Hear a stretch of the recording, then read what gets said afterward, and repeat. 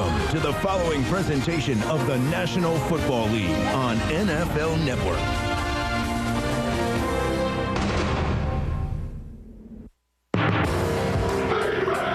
Same old question. How do you stop 85? AFC North game. Well, we can talk about Cincinnati. It's over with now. This right here separates good from great. Division rivals, talent versus talent, love-hate relationship. They so tough. They ain't that tough. There's a lot of crazy stuff that goes on talking between the hashes, man. Man, no, let's go. Those guys not going to quit. We're not going to quit. I don't believe it. He lateraled to Reed as he got hit, and Reed took it in the end zone. I let my game do the talking. Uh-oh. They're here for some material. Chad is, of course, I call him the Dave Chappelle of football. He's constant comedy. Is there anything else I need to say? 7-Eleven, Waffle House. Open 24/7. I'm the best there is. If he's the best trash talker, let him be. I'm not comparable to anyone else. Don't talk the talk if you can't walk the walk. Left side of the ball. Lewis, touchdown! They beat us the first time down there, spotted them 14 points, and we should have won the game. Touchdown, sir! They believe they're better than us. We believe we're better than them. Lewis at the goal line. We can go out and have a chance to redeem ourselves at home. Bottom line, at the end of the day, somebody got to win and somebody got to lose.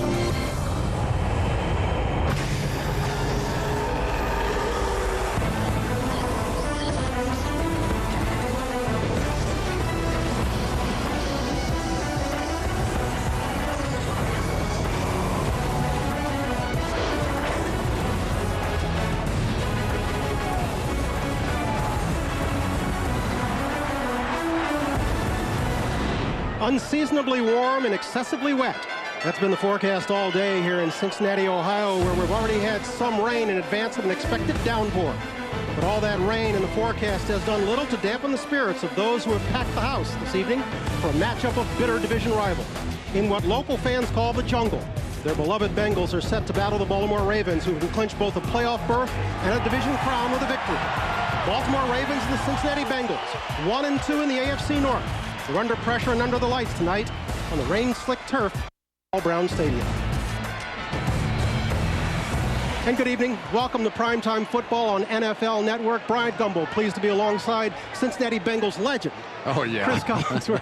You get to play a home game. That's pretty good, man. I'm going to enjoy this one. Who can't enjoy this one? This is an exciting matchup. We have the 9-2 Baltimore Ravens against the 6-5 Cincinnati Bengals. And while we have an awful lot of storylines tonight, the biggest one may be the simplest one, the irresistible force and the immovable object. Yeah, it really is a great offense in Cincinnati going against a great defense with the Baltimore Ravens, but the star power that's going to be on the field. Carson Palmer and Chad Johnson and Rudy Johnson against Ray Lewis and Ed Reed and Chris McAllister and Bart Scott. All these guys are some of the absolute best at their position, and they're going head-to-head here tonight. When these two teams met just 3 weeks ago, the Ravens prevailed 26-20. Since then, the Bengals offense has been on a tear, averaging 37 points a game. Carson Palmer has thrown 9 touchdowns. Chad Johnson has had a record-setting 3 weeks. But this Ravens defense is like none we have seen this year. Yeah, maybe in some time, maybe back to the days of 2000 when they won the Super Bowl. But I really believe that when you look at this Baltimore Ravens team from top to bottom, and especially on the defensive side, they're simply remarkable. They have so many interchangeable parts. Any one of the front 7 can blitz. They can drop into man coverage. They can fall back. And because of the way this defense is playing right now, you've just got to believe they have a really legitimate shot to win another Super Bowl. We've already had the coin toss. Yes, we do have to remind you that tonight's game is being brought to you in vivid, exciting, luxurious HD. There you go. That Bengals offense will get the ball first. Our game time temperature 55 degrees, but we got to put that in some context. It was close to 70 yesterday. Temperatures have been falling, and they are expected to continue to fall, so much so that they're talking about snow in the morning. Matt Stover gets us underway. This is Glenn Holt. Getting back just past the 30 before he's brought down. Let's set the Bengals offense for you. Fully recovered from knee surgery in January, Carson Palmer is tied for the NFL lead in TD passes with 21. Behind him, this is a Johnsonian offense. Jeremy Johnson leads Rudy Johnson in the running game. Chad Johnson is the big play guy. Up front, injuries have forced the Bengals to start 3 backups. Guycheck, Whitworth, and Andrews are part of a young offensive line.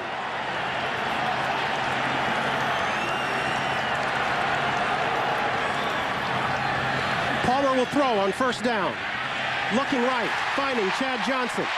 Fighting his way back to midfield before being forced out by Chris McAllister. The Ravens go with a base 3-4 defense. Defensive end Trevor Price leads them in sacks, but it's the 4 linebackers led by Ray Lewis who make this unit so scary. They are all exceptional. In the secondary, McAllister is one of the top 3 corners in the game, and Reed is the gold standard at safety.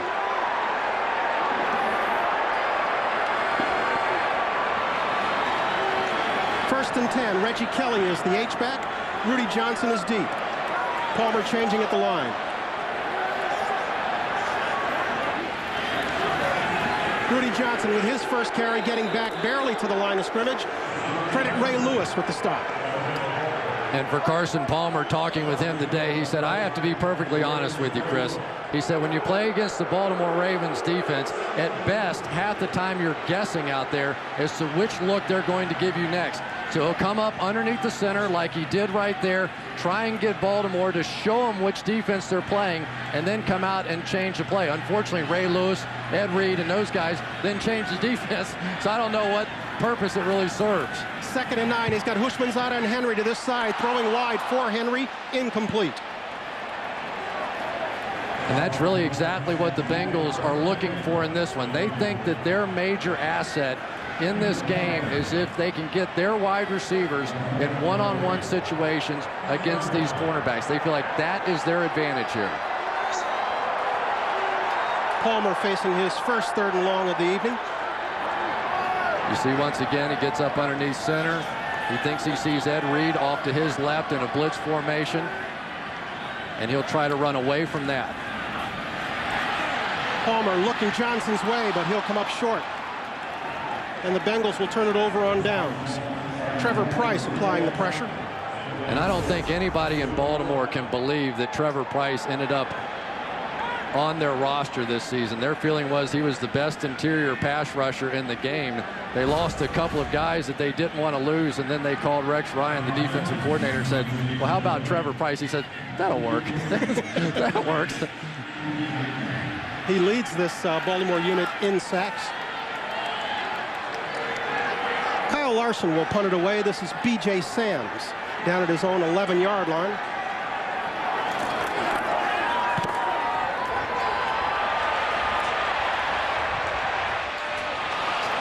This one into the end zone will have a touchback. McNair will lead the offense onto the field for the first time. We'll come back and set the offense of the Baltimore Ravens right after this. They can become the first NFL team to clinch a berth in this year's playoffs with a victory tonight. First and 20, McNair brings them up. Ovi Mahaley is the up back, and Jamal Lewis is deep.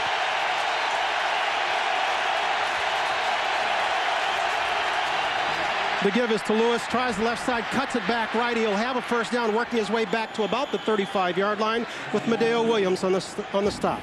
Let's set the Ravens offense now in his 12th year, his first with the Ravens. Quarterback Steve McNair his numbers are not gaudy, but he's brought stability to the Ravens offense. In Derek Mason, Mark Clayton, and Todd Heap, he has a veteran core of receivers. The offensive line in front of him is huge, anchored by Jonathan Ogden, 6'9", 350. He is 9 times a Pro Bowler. First and 10 from the 35. Clayton and Mason spread to the left. The give is Lewis once again, fighting his way back to the line of scrimmage before he's gang tackled there. Credit Justin Smith and Brian Robinson with the tackle. Here's the Bengals defense. Their front four features former Ravens tackle Sam Adams, the key run stopper in the middle. The linebacker core is a makeshift group with rookie Rashad Jeanty getting a start. The secondary had a tough year. This unit is last in the league in pass defense.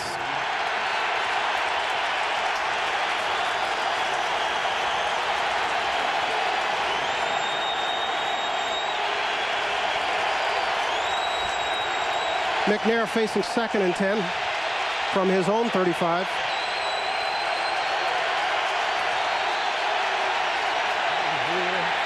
I was about to say he barely got it off, but evidently he didn't. Steve McNair with a big smile.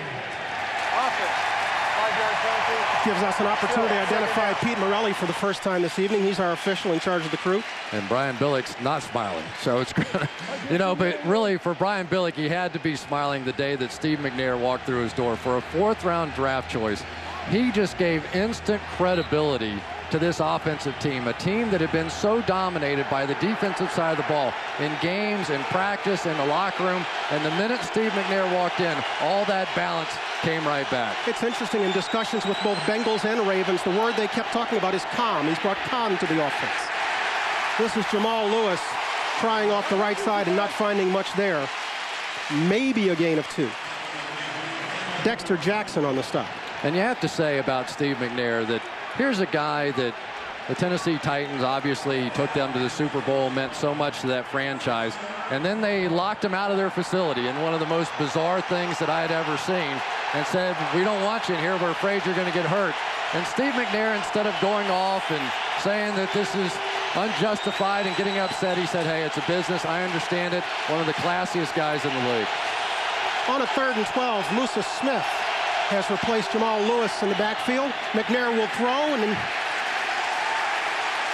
Demetrius Williams will come up short of the first down.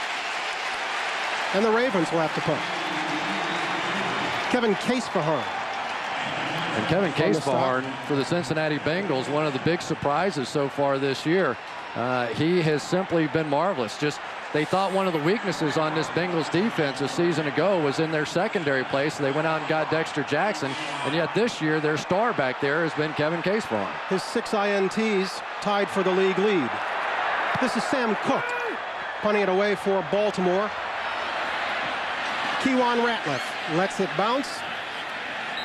It'll be down at about the 20-yard line, and so the Bengals, for the 2nd time this evening, will be in business. All eyes on Chad Johnson. 573 yards the last 3 weeks. We'll check him out when we come back.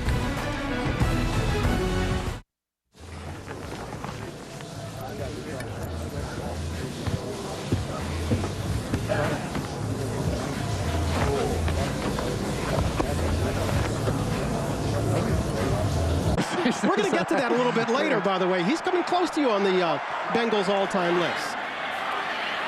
Palmer will throw on 1st down, looking deep. Coming up short, out of bounds.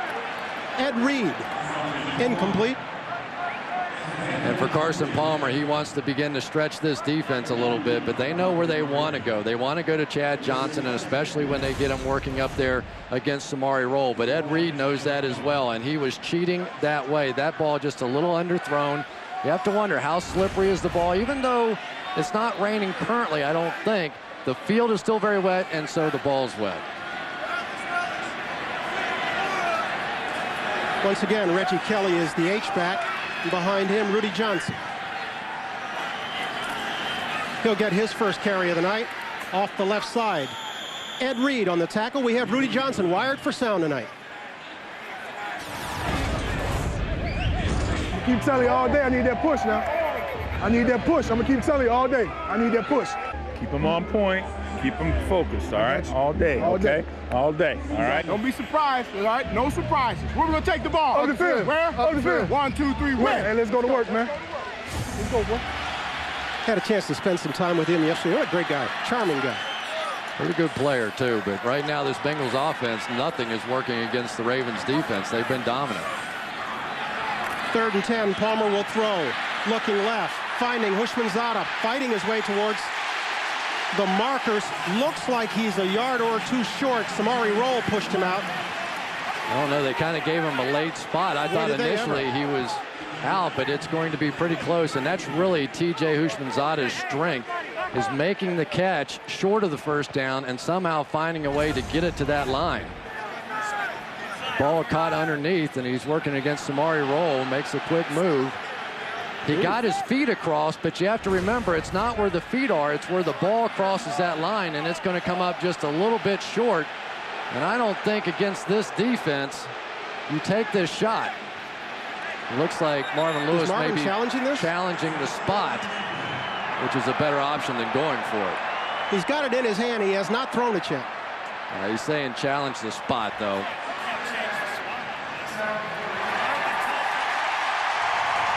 Challenging the line of the game. Why do crowds always cheer when their coaches challenge? You're going to have to think about that and answer it for me when we come back. 9:24 to go in the first. We'll have the decision when we come back.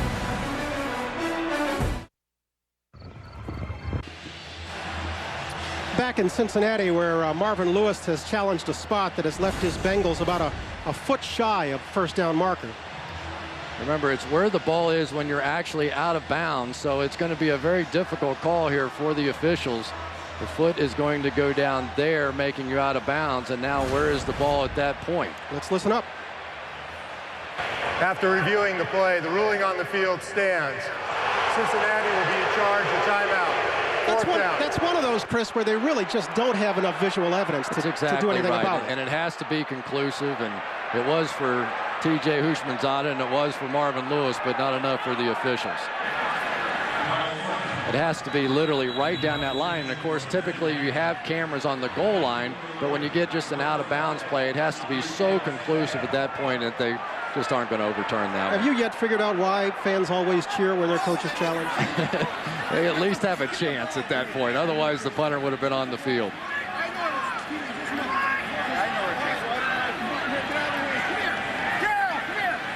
It looks like they may have a little problem trying to figure out exactly where it was before. We may get a little more information than the officials want us to have at this point with the mics on.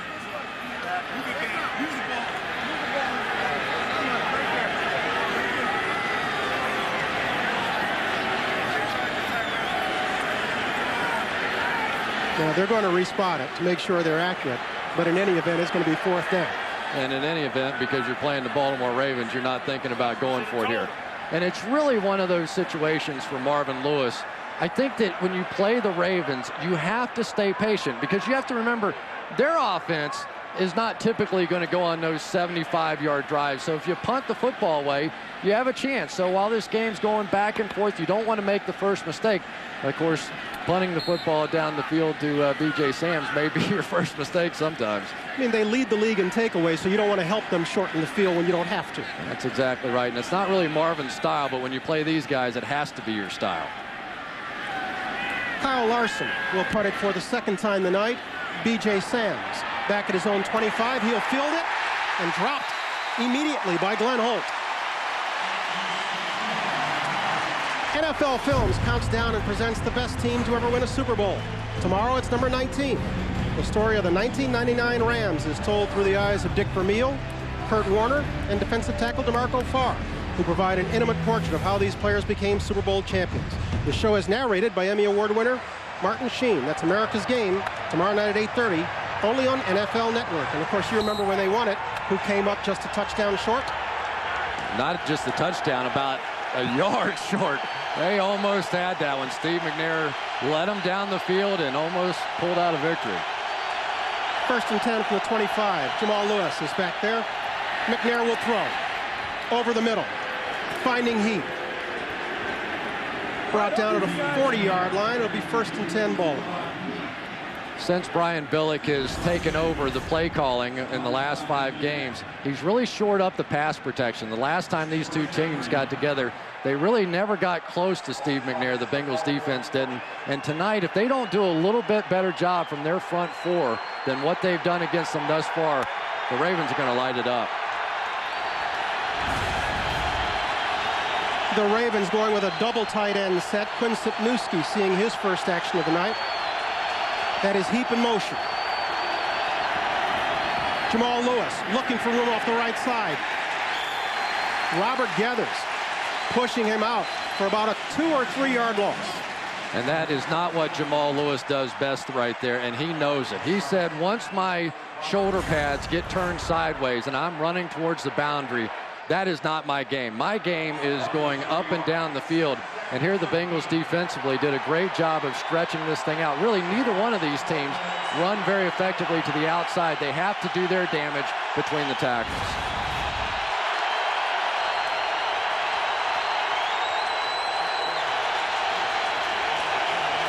Call it 2nd and 12. McNair empties the backfield and calls his first timeout of the night. We have 7:46 left to play in the first. in an AFC North battle. We're back after this.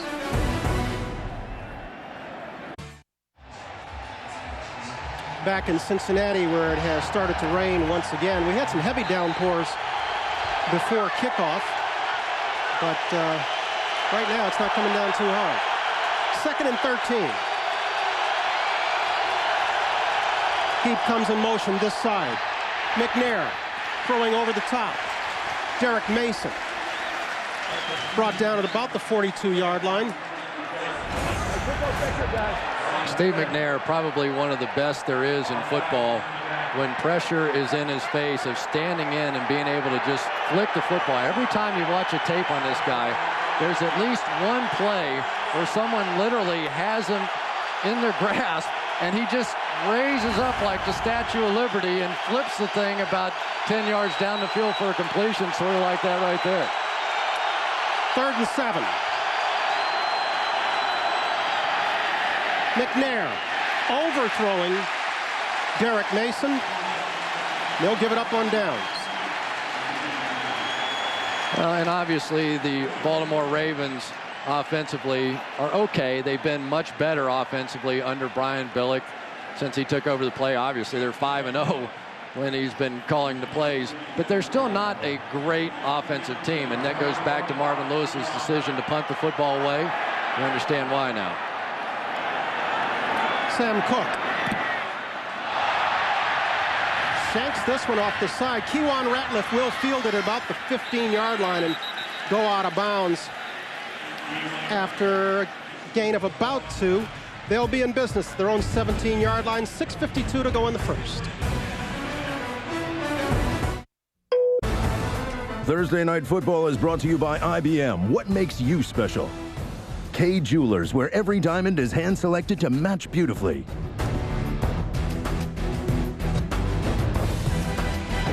In Cincinnati, we've been watching a game of field position here with 6:52 to go in the first, a scoreless game. Matchup of division rivals in the AFC North with a lot at stake. The Bengals, 3 games down to the Ravens, knowing full well that if they go to 6-6, their playoff chances are slim.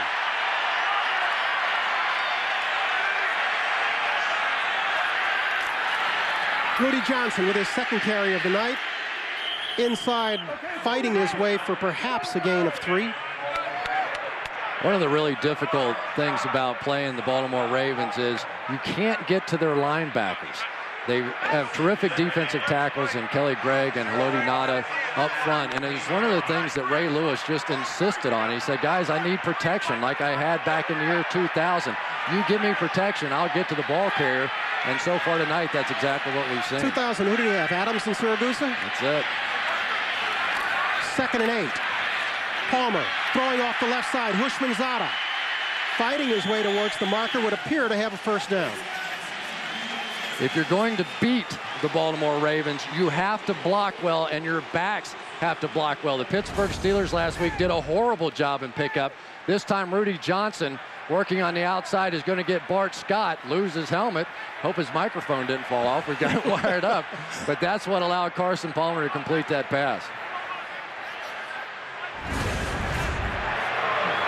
They will measure for it. I guess we should note that that yellow line is not official. Looked pretty official there, didn't it? Now it's official.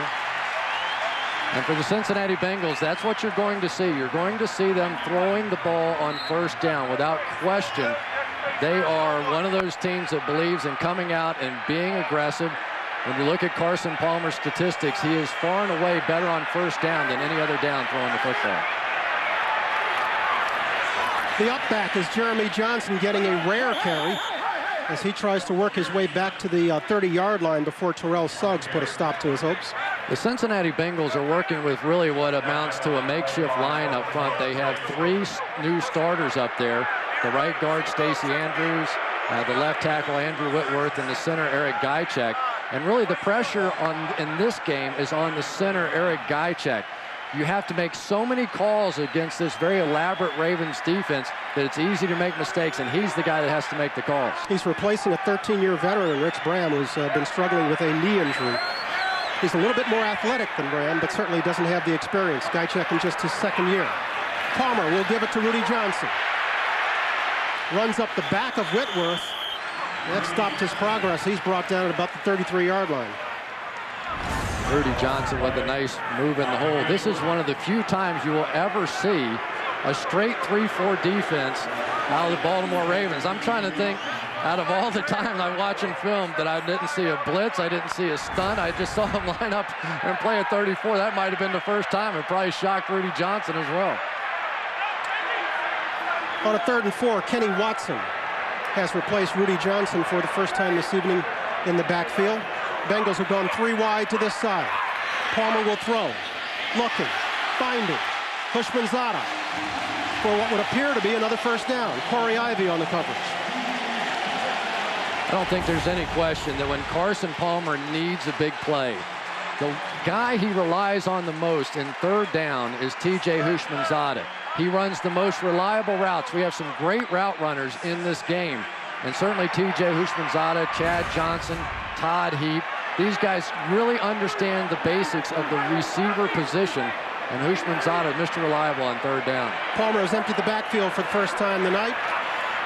Throwing to this side, Rudy Johnson pushed out at about the 46-yard line. DeJuan Landry defending.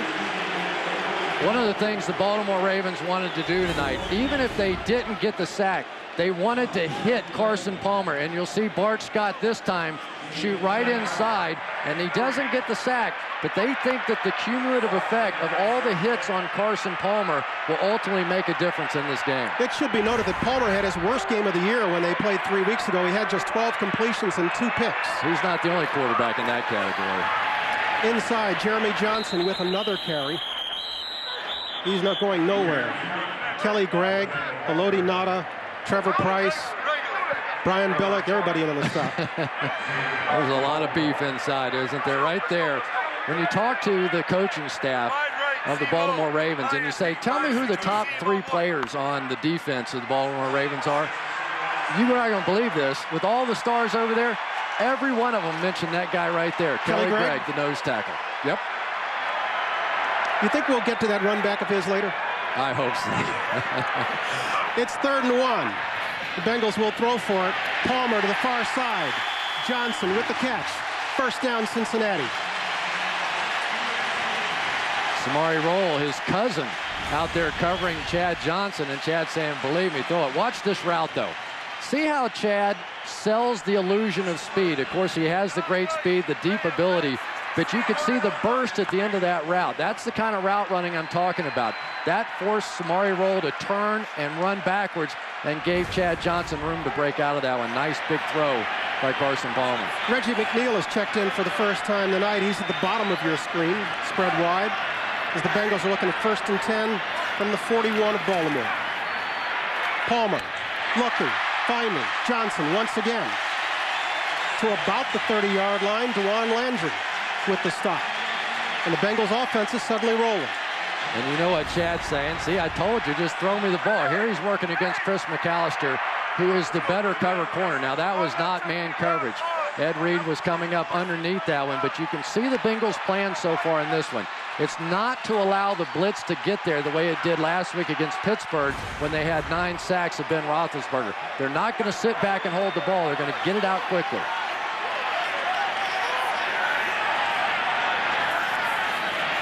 Palmer will throw again. Good protection.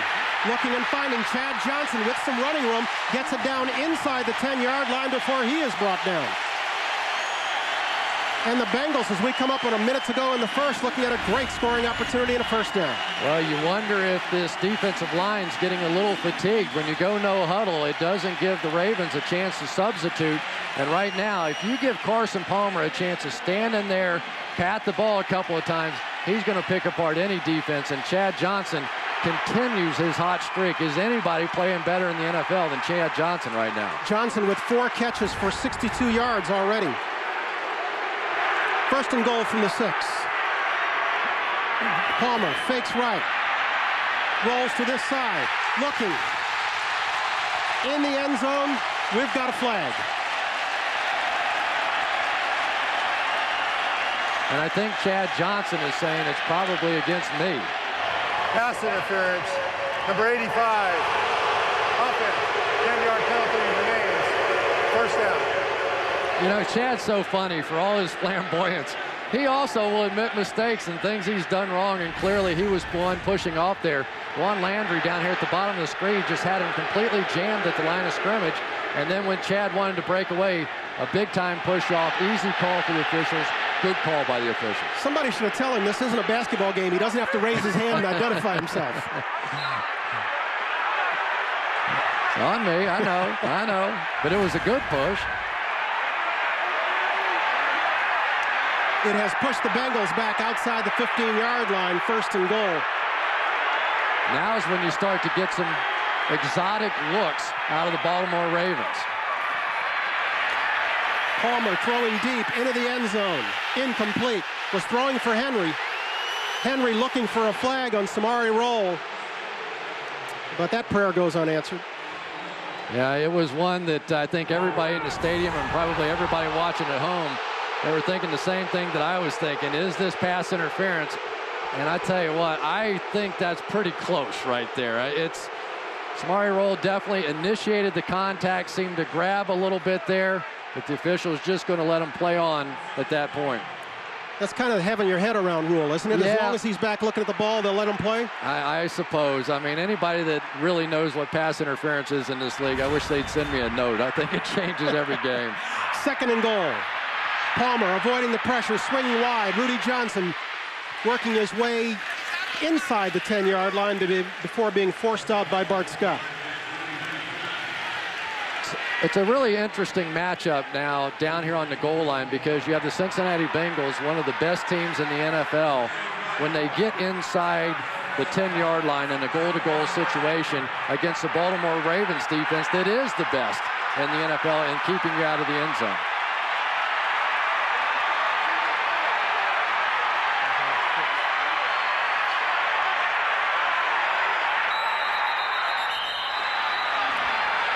We're going to change ends. The Bengals will march it down to the north end, where they will have third and goal, looking for our first score of the night. Getting set for the start of the second quarter. The graphic tells the story about what a miserable time Carson Palmer had when last these teams met. But on this drive, this is the 13th play of the drive. He is 7 of 8 for 77 yards. Chad Johnson spent the entire quarter change lobbying Marvin Lewis on the sideline. Let's see if he gets the ball. What's he going to do, Coach?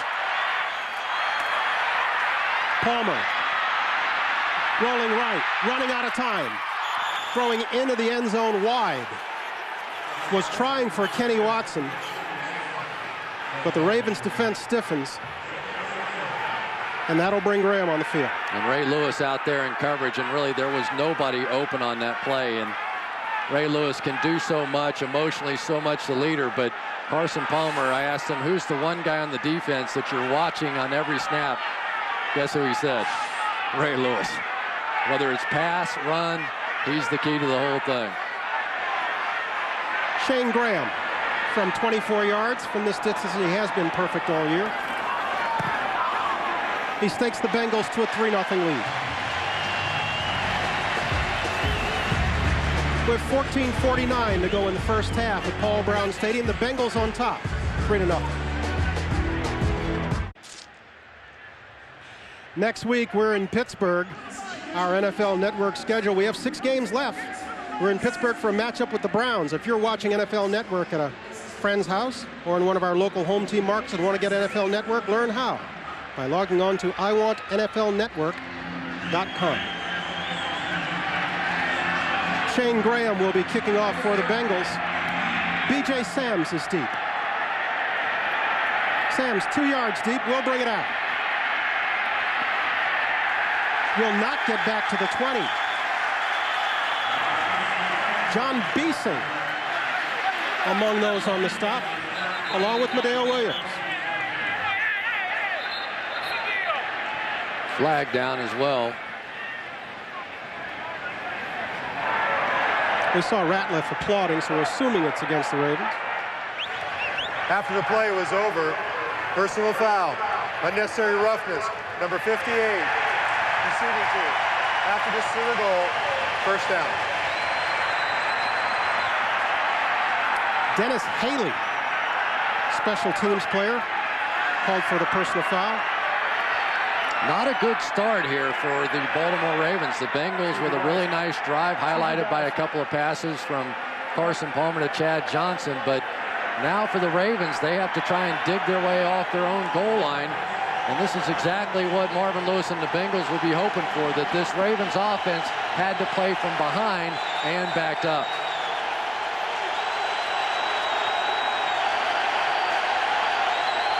They've spotted at the 10-yard line, 1st and 10. Jamal Lewis is the deep back. McNair will throw on 1st down. Dumps it over the middle. Ovi Mihaly getting past the 15, past the 10 to about the 13-yard line. Caleb Miller on the stop. Ovi Mihaly got a few carries last week. I think it probably shocked him as much as anybody, but Billick really doing a nice job sort of opening up the offense. And Mihaly is a pretty terrific lead blocker. When you watch him on the tape, he really does a great job of finding the hole for Jamal Lewis and then making pretty solid contact. Had his first 4 carries of his career last week. I know. 2nd and 6. McNair getting pressure off his right, throws over the middle and completes it to Mark Clayton. Close to the 1st down marker. Caleb Miller again on the stop. Well, right now, the Cincinnati Bengals and Sam Adams, the former Raven, really needs to start getting a little bit better push right up the middle, because Steve McNair, if you don't give him any pressure in his face, that's what quarterbacks hate. They don't mind it if it's around the edge because they can step up and still make a throw. But right now, the Bengals defensively, they're getting stuffed at the line of scrimmage at the defensive tackle position, so he has all kinds of room to step up, and they picked up that 1st down. We talked about Brian Billick a little bit earlier. How do you explain it? That here's Brian Billick, who had the reputation of an offensive guru, and he winds up with a defensive club and an offense that struggles. And Marvin Lewis is viewed as a defensive genius. He winds up with about the worst defense in the league, but a great offensive ball club. Well, obviously in Baltimore, they were desperate for offense, so they went and got him, and here they were desperate for a little defense, but the players stayed the same, unfortunately. It'll be a 1st and 10. And Lewis once again forced to reverse field, fighting his way back towards the line of scrimmage before Brian Robinson and Sam Adams on the stop. Now, Brian Robinson is a guy that you don't hear a whole lot about, playing alongside Sam Adams. And Sam Adams' job is to just sort of clog things up in the middle, but they have been getting some push against him. That time, Brian Robinson able to come in and fill the hole behind the push that they got on Sam Adams. Sam Adams, for a big guy, is very quick, but sometimes they actually use his big body weight against him and push him by the ball carrier. That's Lewis in motion. McNair throwing. Swings it this side. Derek Mason fighting his way back, trying to get to about the 30-yard line. Jonathan Joseph defending there. Joseph, their #1 draft pick out of South Carolina, a rookie they like a great deal. And he's basically taken the place of Deltha O'Neal, who's been out with a shoulder injury. This is a defense that has been on a roll lately. They shut out the Cleveland Browns a week ago. They shut out the Ravens here in the 1st quarter, and would desperately like to get off the field right here.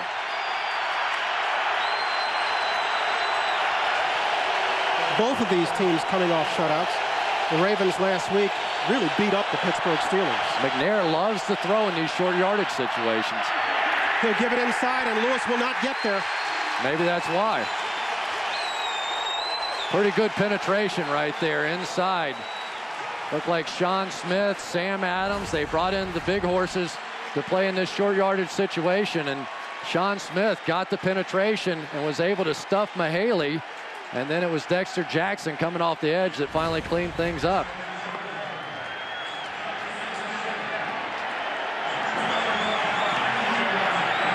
And so Sam Cook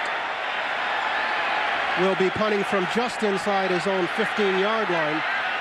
Kewan Ratliff is back for the Bengals. Ratliff will field this one at about the 27. Stutter steps his way past the 30 before he is swarmed under.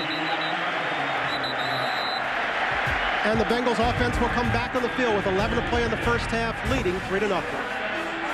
offense will be facing a Ravens defense that, as we noted, is coming off a shutout of the Pittsburgh Steelers. And we said they beat them up last week, and they really did. Oh, it was ugly.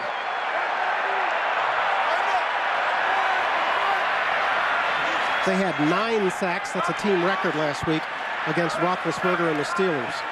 And the Steelers really struggled to block anybody in that one. Rudy Johnson running this side, around the left side, getting back to about the 33-yard line. Jeremy Johnson leading him in there. Ray Lewis with the stop. We talked about it last week. It was just a mauling on Ben Roethlisberger. That one by Bart Scott. Roethlisberger said was the biggest hit he's ever taken in his life. 9 sacks total. That tied a team record for the Ravens and for the Steelers for most given up. And there were people by the end of that game saying, I can't believe you left Roethlisberger in there to take that kind of beating. Well, you know, we'll take this play. 2nd and 7. I asked Marvin Lewis about the difference between the defense of the Ravens this year versus the record-setting year in 0-0. Palmer will throw. Right side. Houshmandzadeh trying to tap the toes. Did he? Yes. Completed for a first down. But he was saying back in 0-0 when he was the coordinator, Rex Ryan would put in all these blitz packages and he wouldn't call them. Well, now that Rex is calling them, they do them. And nobody's blitzing more than the Baltimore Ravens. But that time they lined up in a bare front. And when Carson Palmer saw that, he checked out of the play that he had. He knew he had single coverage on the outside. And that's exactly what Rex Ryan was worried about. He said, when our coverage ends up in one-on-one situations in the outside, our pressure has to get there. And so far tonight, it is not. The Bengals near midfield at the 48-yard line. And Palmer once again throws on first down. Looking left. Great catch, Chad Johnson, up near the 40. And the big difference in this game and the one last week against Pittsburgh is that the Bengals backs are doing a much better job of picking up the pressure. They're bringing the pressure, but Jeremy Johnson here is simply going to be able to step up, pick up Bart Scott, and give Carson Palmer time to throw. Carson Palmer, I believe, has only taken 1 hit so far in this game. And I can tell you, after watching Carson Palmer over the years, he's going to light you up if you don't get some pressure on him. Andrew Whitworth jumped left tackle on this side. False start, number 77. Offense, 5-yard penalty, still first down. Whitworth, a rookie out of LSU. Very athletic rookie, we might add. 6'7", 340. This is that catch again. Chad Johnson playing tippy-toe on the sideline. Ball coming out a little loose. Chad able to go up and get it. Chad took a pretty good shot in the first Baltimore game on a ball something like that on a skinny post across the middle. But so far tonight, he's been doing more damage to the Ravens. 1st and 15. Palmer looking right. Finding Houshmandzadeh. Credit Ed Reed with the stop. Down about the 38-yard line. And that's exactly what I was talking about with T.J. Houshmandzadeh. A lot of receivers would have had this ball knocked out of their hands. But watch him stop and come back to the football. That one little step right there allows Carson Palmer to get that thing in there. And he said that I have so much confidence that T.J. is going to do those little things. I'll throw it to him in a crowd. This time it's Rudy Johnson fighting his way back to the line of scrimmage before Bart Scott gives the stop. How long can a guy like Houshmandzadeh be content being a number 2 receiver? I could be content forever playing in this offense. I mean, let's face it, you have Carson Palmer, who, if I had to pick one guy, you said I could take one guy out of all the National Football League. Now, based on age and, you know, Peyton Manning's a little older on it, I would take Carson Palmer. Plus, you've got Chad Johnson, one of the best receivers in the game, playing opposite. A very explosive offense. He's going to catch plenty of balls. He should not go fishing for another offense. He might wind up being a receiving equivalent of Edgerrin James. Good point. 3rd and 6. Palmer with lots of time. Finding TJ once again. First down inside the 30.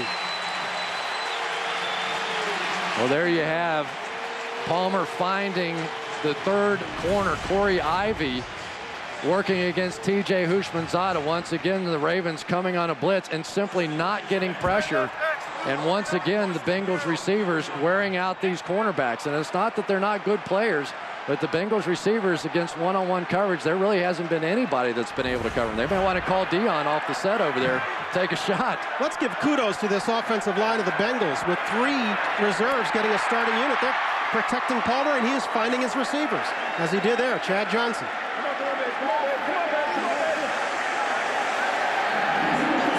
That time a big throwing lane coming for Carson Palmer in between the zone. You'll see right through the hole there that Chad Johnson simply wide open. And anytime the Baltimore Ravens have to drop back and play a zone, that is not their strength. Their strength is bringing pressure. This side, Johnson gets the first down.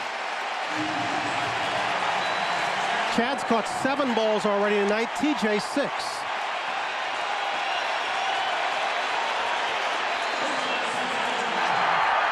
Back inside Paul Brown Stadium, Bryant Gumbel along with Chris Collinsworth. We're watching a matchup of bitter division rivals. The Baltimore Ravens trying to clinch a playoff berth with a victory tonight, hold a 3-game lead over the Cincinnati Bengals, who are fighting for their playoff lives. Bengals out in front 3-0 with 6 minutes to go in the first half.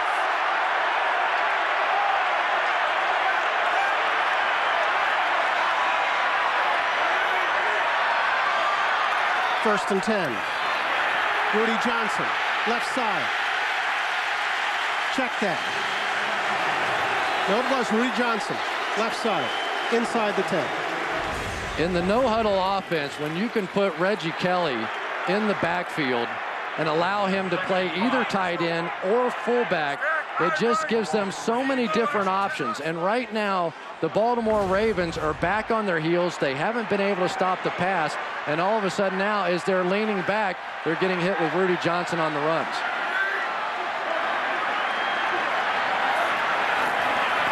Second and 5. Palmer is hot. Swings it outside. Jeremy Johnson can't find the handle on it. And look who was on him. Adalys Thomas on the outside at 270 pounds. A guy that runs a 4.5 340 and probably the most versatile player in the National Football League. He has literally played all 11 positions for the Baltimore Ravens on the defensive side. Last year, they actually had him out on Chad Johnson, and he jammed him so badly, he ran him into the Gatorade on the outside. Chad was talking a little trash the first time, but not the second. Look at those numbers for Thomas. Maybe the best player in the NFL nobody talks about. There's Adalys Thomas, and there's an inside linebacker now. 3rd and 6. Palmer getting pressure, rolling right, looking in the end zone for Reggie Kelly, but out of bounds. I don't think Carson's going to be too happy with himself on that one. He had Reggie Kelly out there. He had some room to throw it in. Probably tried to be a little too safe. Maybe Chad Johnson's able to lean out and make that play. But Reggie Kelly, both feet out of bounds. If he brings them back to that pylon a little bit, I think it's going to be a touchdown for the Bengals.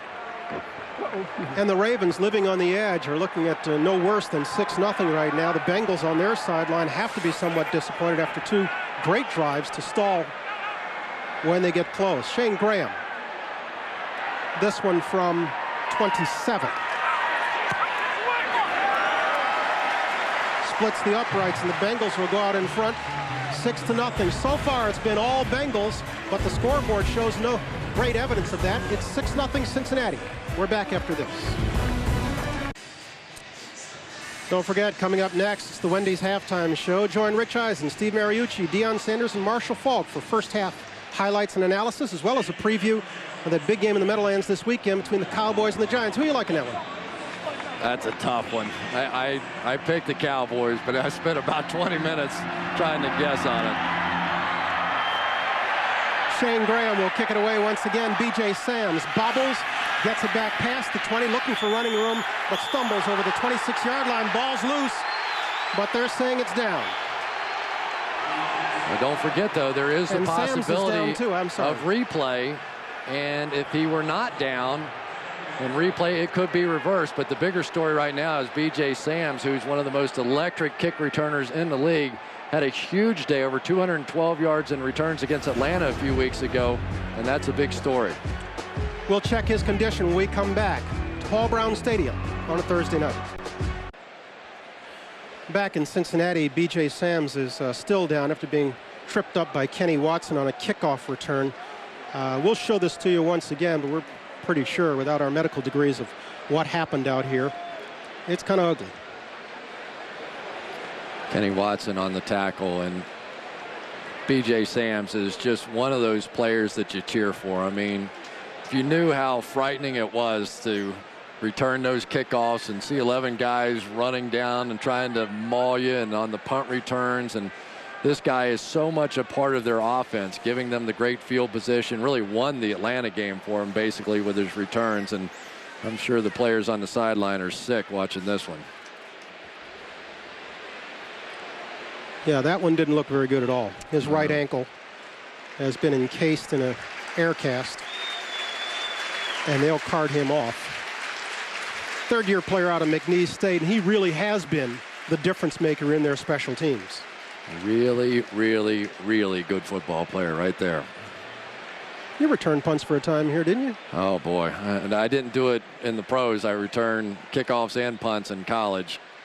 And it's just, it keeps you up nights, honestly, thinking about, you know, playing receiver is nothing compared to returning those kicks, because you're taking off, flying down there, and you've got all these maniacs sitting over on the sideline just salivating, waiting to get in the game and hit somebody, and it's just craziness on those special teams and on those kick returns. And this guy is simply one of the best in the NFL. Certainly would have been a candidate to go to the Pro Bowl this year as the returner, and hope it's not quite as bad as it looked. The Bengals fans give him a nice hand as they drive him off on the cart. It was not ruled a fumble. It was ruled that he was down before the ball came loose. And so the Ravens offense, with just inside 5 minutes to go in the first half, will be in business at the 26-yard line. Lewis is the deep back, Mahaley the up back. Mahaley leads Lewis off the left side. But Caleb Miller stopping him after a gain of about 3 yards. You know, I talked about Kevin Case-Fahorn as a backup player who's worked his way into the lead role here with the Cincinnati Bengals. But probably more shocking was the play of Caleb Miller. And talking with Chuck Bresnahan, the defensive coordinator, I asked him who's his best players out there playing right now, and he said Caleb Miller. I said, Caleb Miller? He wasn't even anywhere close to being a starter at the beginning of the season. Had a lot of injuries throughout his career so far. Getting an opportunity and taking advantage of it. 2nd and 9. Fake to Lewis. McNair will roll this side, throwing for the first and sticking it in there to Derek Mason. First down, Ravens. Jamal Lewis, how are these numbers? First carry of the night, he got 15 yards. His next 6 total, 10 yards. You know, but at least they're still trying to pound it in there. And when you do that, it does set up the bootleg. It does set up the play action pass. And it's the one thing that Brian Billick has done since he's taken over the play calling, is he's been very patient with the running game. He told Jamal Lewis he was going to be the feature guy. Jamal said, yeah, right. I've heard that before. But he has been. 1st and 10. We're inside the 3:30 mark of the first half, and this is Lewis once again finding room up the middle, crossing midfield, and getting a first down to keep this Ravens drive moving. Dexter Jackson and Madeo Williams on the stop. And that's exactly what I'm talking about. Jamal Lewis has a tendency sometimes to take a few little jab steps in the hole, but when he does break the line of scrimmage, and we saw it last week against Pittsburgh, if you can give him that first couple of yards and get him running in the secondary, he looks like a different back. They've really worked hard on him here lately of not taking those little pitter-patter steps when he gets to the line of scrimmage and just cramming that thing in there. Good block inside from Todd Heap. Great block for a receiving tight end. 1st and 10 from the 48. Lewis hit in the backfield. Dexter Jackson coming off the corner. Dragging Lewis down for a loss. And Dexter Jackson, we saw this in the first game as well, with a blitz off the right side of your screen. He's simply going to come around. Nobody's blocking him, but Dexter is quick enough to be able to meet that play before it gets going at all. And right now, the Baltimore Ravens are going to have to at least think about on run downs having a receiver or somebody on that edge, because Dexter Jackson is pretty consistently catching those runs. 2nd and 12. McNair getting pressure from Jackson inside, rolling right. Underthrowing Derek Mason, they're calling this one incomplete. Mason has other ideas, followed it through. But this one seemed to have bounced off the turf. We've hit the 2-minute warning here in Cincinnati with the Bengals out in front, 3-0. Thursday Night Football. We'll have all your first half highlights and analysis and get you set for the rest of Week 13, including a Cowboys-Giants discussion. That's coming up at halftime. Bryant, back to you. Every time I have to move to a second-hand account, I get lost. It is 6-0, not 3-0 here in Cincinnati. And Steve McNair missed a pretty easy throw on that last one to Derek Mason. Really would have been, if not a first down, awfully close. Just didn't look like he followed through on the play. And caught enough of the turf for him to call it incomplete. And with the Ravens looking at 3rd and 12, the Bengals have gone to a dime package for the first time this evening. 6 D-backs. Chuck Bresnahan, their defensive coordinator. Would you believe the Bengals are working on 6 consecutive quarters of shutout football? How about that? This is a defense that is 31st in the league. McNair running out of the pocket, upfield. Will get the first down as he slides to about the 30-yard line. I can't tell you how many times this year that Steve McNair in key situations, you know, he's brought this team back 3 different times, late in the game, wins, and almost all of them included Steve McNair runs. That time the Bengals came with a 5-man pressure, and McNair just found an alley. They had a 2-man look going where they were chasing the receivers, had their back turned. McNair recognized it, picked up a huge first down. Give him a gain of 19. It'll be 1st and 10 from the 31. Lewis stopped, restarts, perhaps a gain of 3 before Dexter Jackson stops him. And there's the stutter step that I'm talking about. I mean, here's a back that weighs 240 pounds, and what the Ravens want him to do is just pound this thing in there. Don't take those stutter steps. Use your weight and create some ground. Minute 14 left in the first half in Cincinnati. The Bengals clinging to a 6-0 lead. The Ravens, with their deepest penetration of the evening, have it down to the 28-yard line, looking at 2nd and 7. Heap comes in motion this side. McNair in the gun, will throw. Lots of time. Dumps it off. Mooses Smith looking for the sideline, trying to get out of bounds, does not. The clock will continue to run as Kevin Casebehan and Justin Smith ride him out. And that's one of those plays. The official ruled that his forward progress was stopped. He actually fell out of bounds, but they blew the play still alive and kept the clock running. It was very close, but they didn't give the Ravens the benefit of the doubt. McNair, 3rd and 4. And the Ravens will call a timeout. And I believe that's the Ravens' last timeout. He and Billick will have a conversation. And Brian Billick was saying, you know, let's get back to the huddle. Don't worry about it. We're all right. But that clearly is going to cost them here trying to score a touchdown coming down the stretch. Gives us a chance to remind you that you can watch extended highlights of every game every Sunday when Steve Mariucci and Deion Sanders join host Rich Eisen for NFL Game Day. That's Sunday nights immediately following the NBC game starring Chris Collinsworth.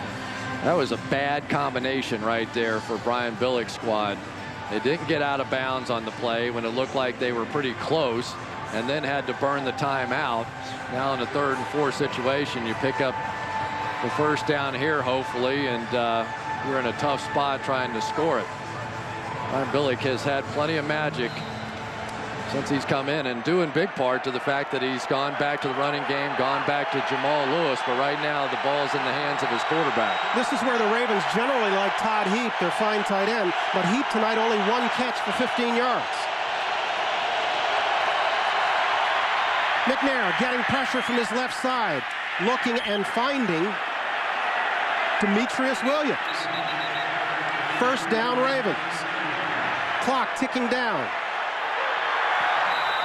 They'll stop it with 29 seconds left in the half. It's a good job by McNair right there of taking his time and making sure everybody was set. So many quarterbacks getting such a rush up there that they'll come up, snap the ball, and somebody's shuffling their feet. You get the 10-second runoff in that situation because it would have stopped the clock. It goes back to what we were talking about earlier when we talked with Brian Billick and when we talked with Medeo Williams of Cincinnati. They both use the same term for McNair. calm. They said what he's brought to this offense in Baltimore is a sense of calm. And respect to the offensive side of the ball that, let's be honest, hasn't been there for quite some time.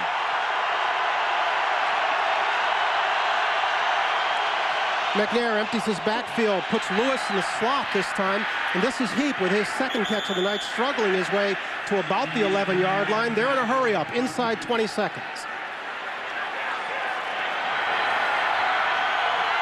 McNair will spike it, stopping the clock with 12 seconds to go in the half. Well, now you have time for one more? Yeah, I think you do. You have to take a shot, and you have to rely on your veteran quarterback. Well, maybe they don't. 4th and 1. No, they won't. And 4th and 1. Obviously, now you're going to go in there and kick the field goal. But Brian Billick over on the sideline essentially telling them, listen, don't be afraid to come back in the huddle. Don't be afraid to get your guys back together. Pretty good drive, though. That was a momentum shift for the Ravens at the end of the half. Matt Stover from 29 yards gets the Ravens on the board, but we had a whistle, a timeout, Cincinnati before the kick. Timeout, Cincinnati, second. Team timeout will be a 30-second timeout. Brian Billick throwing daggers across the field at his old buddy Marvin Lewis. Yeah, but boy, were they good together. Back in 2000, that was some football team that they had. One of the greatest defensive teams of all time. Record few number of points that they allowed. Record few number of rushing yards that they allowed. First in so many defensive categories that year. And some people want to compare this defense to that defense, and I don't think so. Not yet. You don't think so? No, I really don't. I asked Ray Lewis about that yesterday, and Ray said that this one is an awful lot more athletic than that defense. He said that defense, we put our 4-3 out there and dared you to do anything against the power of it. He said this one is a lot more versatile, a lot more athletic. But you have to remember how lame that offense was back in 2002. Matt Stover with a second chance, and this one he hooks wide. Pretty good timeout there by Marvin Lewis and company. And that is Matt Stover's first miss of the year from inside 40 yards.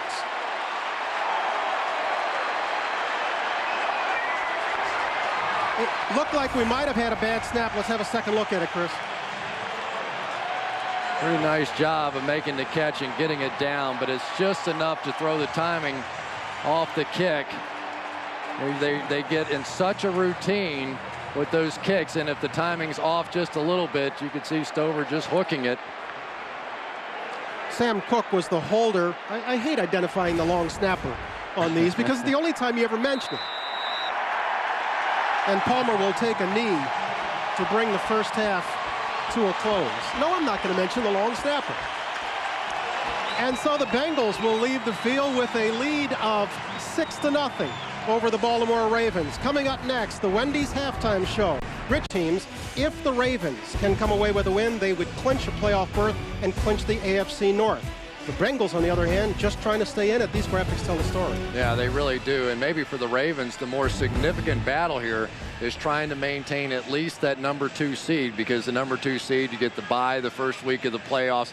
I mean, the Ravens are going to make the playoffs. I think they're pretty assured of that at that point. But if you're going to have a realistic shot to go on and win a Super Bowl, pretty much you have to have one of those 1 or 2 seeds. Of course, the Pittsburgh Steelers last year coming out of the 6th seed to get there. If you're Marvin Lewis in that halftime, are you a happy guy, or do you say, hey, you know what, we could have buried these guys. We should be in front 14-0. You let it get away. You know, I'll be honest, I'd be a little disappointed with my offense, not my defense. Obviously, the defense has just been playing spectacular football.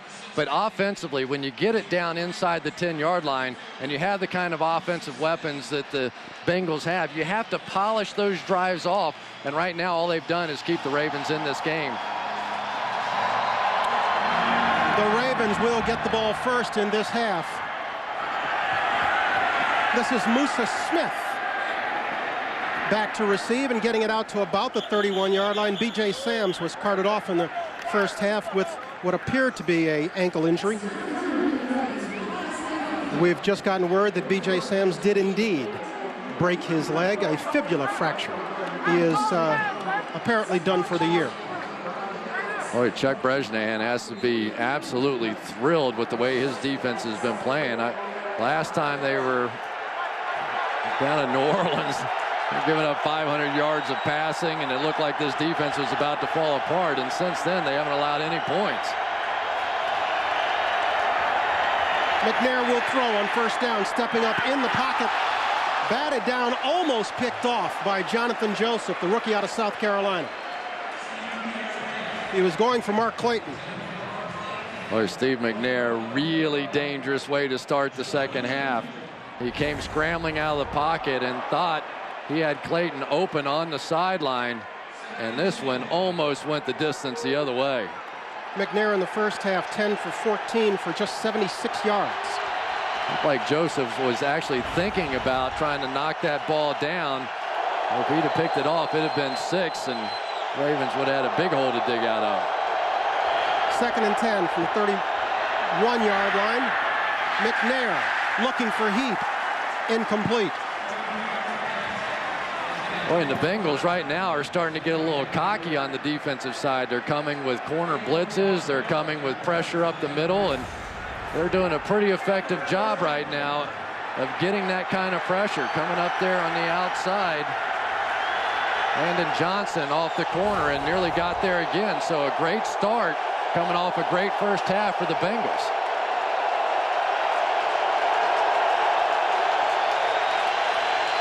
Crowd has come to life. They've been sitting on their hands for a lot of this evening. McNair, this side, Smith, not going to get there. Brought down at about the 35-yard line. Jonathan Joseph once again coming up with the stop. And it'll be a 3-and-out for the Ravens. And it looks like Musa Smith now down as well. A little bit of a give-up play that time by Steve McNair. 3rd down and long, and basically just flipped it out in the flat to Musa Smith and hoping. They are not being very effective right now on offense, but I would warn you, I have seen this out of the Baltimore Ravens a lot this season, where they don't look like much in the first half, and all of a sudden the game's on the line late in the game, and Steve McNair finds a way to put together some heroics. So the Bengals offensively need to get something going on offense as well. We did say it was the Ravens that had the great defense coming in, not the Bengals, right? I think. Sam Cook will get it away, and Kewan Ratliff will field it at his own 15. Starts to the right, comes back this side, stutter stepping his way to about the 23-yard line before he is swarmed under. You get a look at Carson Palmer's numbers of the first half. Really, he's had 2 glorious drives. One 12-play, 60-yard drive that consumes 6 minutes and 14 seconds. Another drive, 77 yards and 14 plays, consumes 7 minutes. And you have to remember what he's been able to do after that knee surgery. You know, it was the playoffs last year. He's only had about 6-7 months to get himself healthy. And some of the Bengals coaches were laughing about, there were a lot of stories about his fundamentals had fallen apart. And they're like, oh, please, man. The guy came off major knee surgery. We knew it was going to be midseason before he got back to form, and he certainly has been now. And now he's playing the mind games once again, trying to get the Ravens to show that look defensively and then audibling late. 1st and 10, Kelly Gregg is pointing at the center, Eric Guychek, and saying he moved. 65, false start, number 65, offense. Take that back, Eric Steinbeck with the early jump. You know, a little bit easier probably for the Cincinnati Bengals to make up a 5-yard penalty than it is for the Baltimore Ravens, but you're in dangerous territory down here. You're inside your own 20-yard line, and as we've seen so many times, the Ravens can score points defensively if you start getting loose with the football. This gives the Ravens a chance to bring pressure here and try and score some points on the defensive side. The Ravens with 29 takeaways this year. This is Rudy Johnson off the left side, working his way close to the 20-yard line. Ray Lewis leading a half dozen tacklers. And there's Eric Guychek coming out of the game again for the Cincinnati Bengals. He was in and out of the lineup in the first half, so now they're literally down to their 3rd center, Ben Wilkerson, coming in the game. Rich Bram already out, and Guychek clearly struggling. Wilkerson, a rookie out of LSU, so now on that front line we have 2 rookies and a 3rd-year man, Stacey Andrews, filling in for the regulars. This is in all likelihood a pressure down for the Ravens. 2nd and 4. Palmer getting pressure up the middle, trying to hit Hushmanzada. but that one falling incomplete. Samari Roll defending. Dalius Thomas that time coming on the blitz, but when you see the Ravens, typically you're thinking, okay, here comes a linebacker and that's a blitz, but count the guys in there. There's only 4. That's what they believe in. They do those zone pressures. So they'll bring linebackers, drop defensive linemen back out of there. The perception is to the quarterback that they're blitzing, but they're really not. Kenny Watson has joined Carson Palmer in the backfield, 3rd and 14. Pitch inside, Watson. First down, Cincinnati.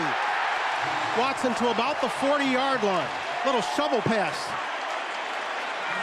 Oh, and the Ravens have to be sick on that one. Basically, the Cincinnati Bengals saying, okay, we're going to give up on this one. We're not going to allow a bad play. We're not going to turn this football over. A little shovel pass, and you just think no way in the world against this defense they're going to pick up a first down, go right down the field for about 20 yards. That is a big, big play in the ballgame. Good seal block by Eric Steinbeck, pulling off the left side. 1st and 10, Cincinnati.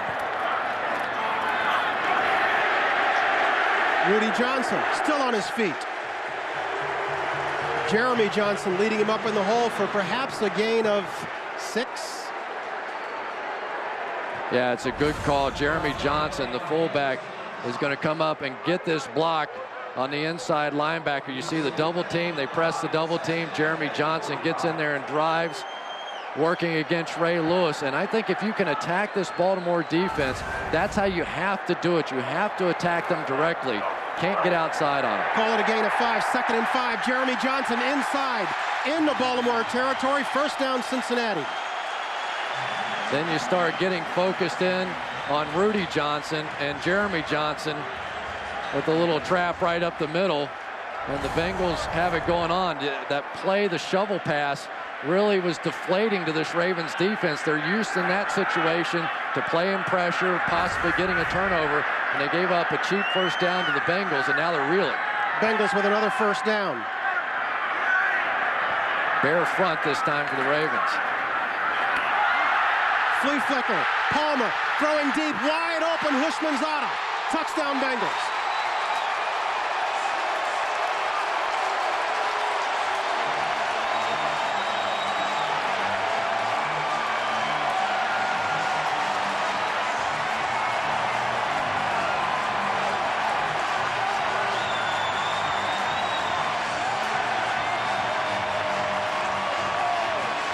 Carson Palmer on the flea flicker. TJ Hushmanzada down the right side.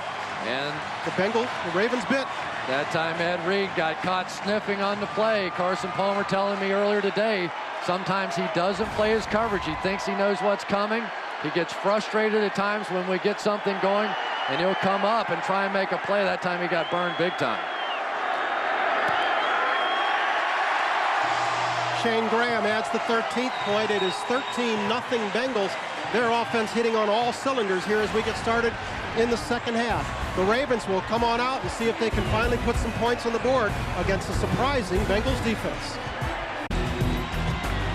Back in Cincinnati, just 3.5 minutes into the second half, the Bengals have climbed on the board and jumped to a 13-0 lead on a 40-yard touchdown reception. Palmer to TJ Hushmanzada, finishing off a 6-play, 76-yard drive. This will be Corey Ivy, taking it at his 10. Needs a block on the left side. We've got a flag back as he's pushed out at about the 42-yard line.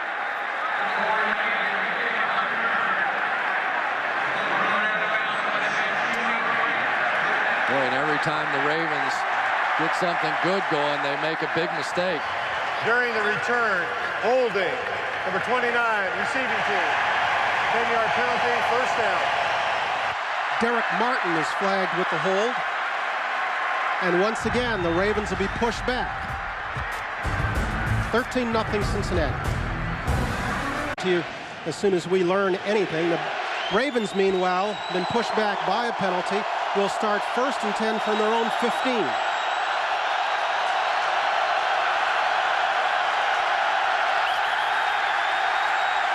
Jumping on the right side was Chris Chester. Nothing going right for the Ravens offense.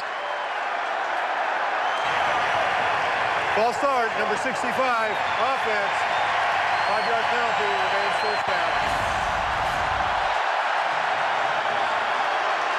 On the play, TJ Hushmanzada is going to head for the corner, but both the safety and the corner are going to sneak up, playing the run. Remember, the Bengals had great success on this drive running the football, and that set up the flea flicker. McNair dropping to his own goal line, swings it this side to Ovi Mihaly, and he brings it out past the 15 to about the 18-yard line before Rashad Junti drags him down. Yeah, you just have to really be impressed with what the Cincinnati Bengals are doing on the defensive side of the ball right now. I mean, they've had a ton of injuries this year. David Pollock, their linebacker, out. Odell Thurman suspended. John Thornton out for this one. Delta O'Neal out for this one. And yet, for some reason, they seem to have come together after giving up all those yards against the Saints and have been playing their best football the last couple of weeks. Call it 2nd and 7 for the Ravens. And this time we get movement on the left side of the line. Jason Brown. Ball start, number 60, offense, 5-yard penalty, still 2nd down. You know, there's a theory in this league that when you're coming off one of your best performances, the next week is usually not anywhere close. And then you add to that the fact that you have the short week. You literally have no practice time for this one. But right now, the Baltimore Ravens have just not looked anywhere close to what they've been so far this season. Except the Bengals are also coming off one of their best performances. You know, I'm trying. Give me a break. 2nd and 12.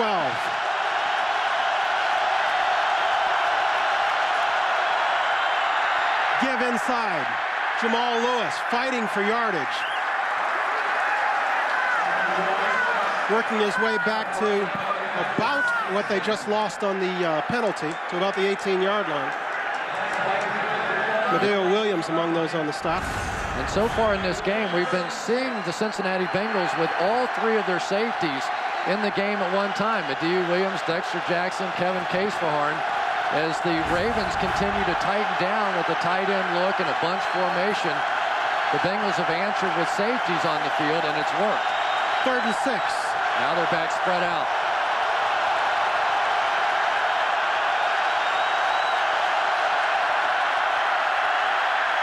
McNair looking outside, almost picked yet again. Was going for Derek Mason. Jonathan Joseph again, almost with a pick down the left side. And Jonathan Joseph has been playing a monster game here right now, and you can tell he simply has no respect whatsoever for Derek Mason's ability to run by him, and I think justifiably so. Joseph, an incredibly quick athlete, maybe not the greatest tackler in the world, but he's just jumping all over Derek Mason's routes right now. The Ravens and Sam Cook will be forced to punt yet again. Cook booms this one down to Kewan Ratliff, who will take it at his own 33. Running wide, but brought down as he seeks the far side of the field. Ovi Mihaly with the stop. We have 9:10 to go in the first half of a ball game that has been all Bengals. They're out in front 13-0 at Paul Brown. Daddy sideline, he's back in the lineup.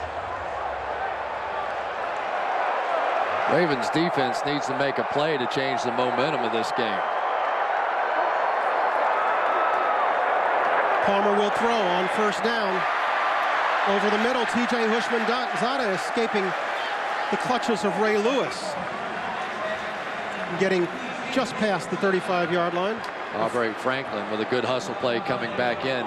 But it's really shocking to me to see how this game has played out now, because the Ravens have essentially given up on their pressure game.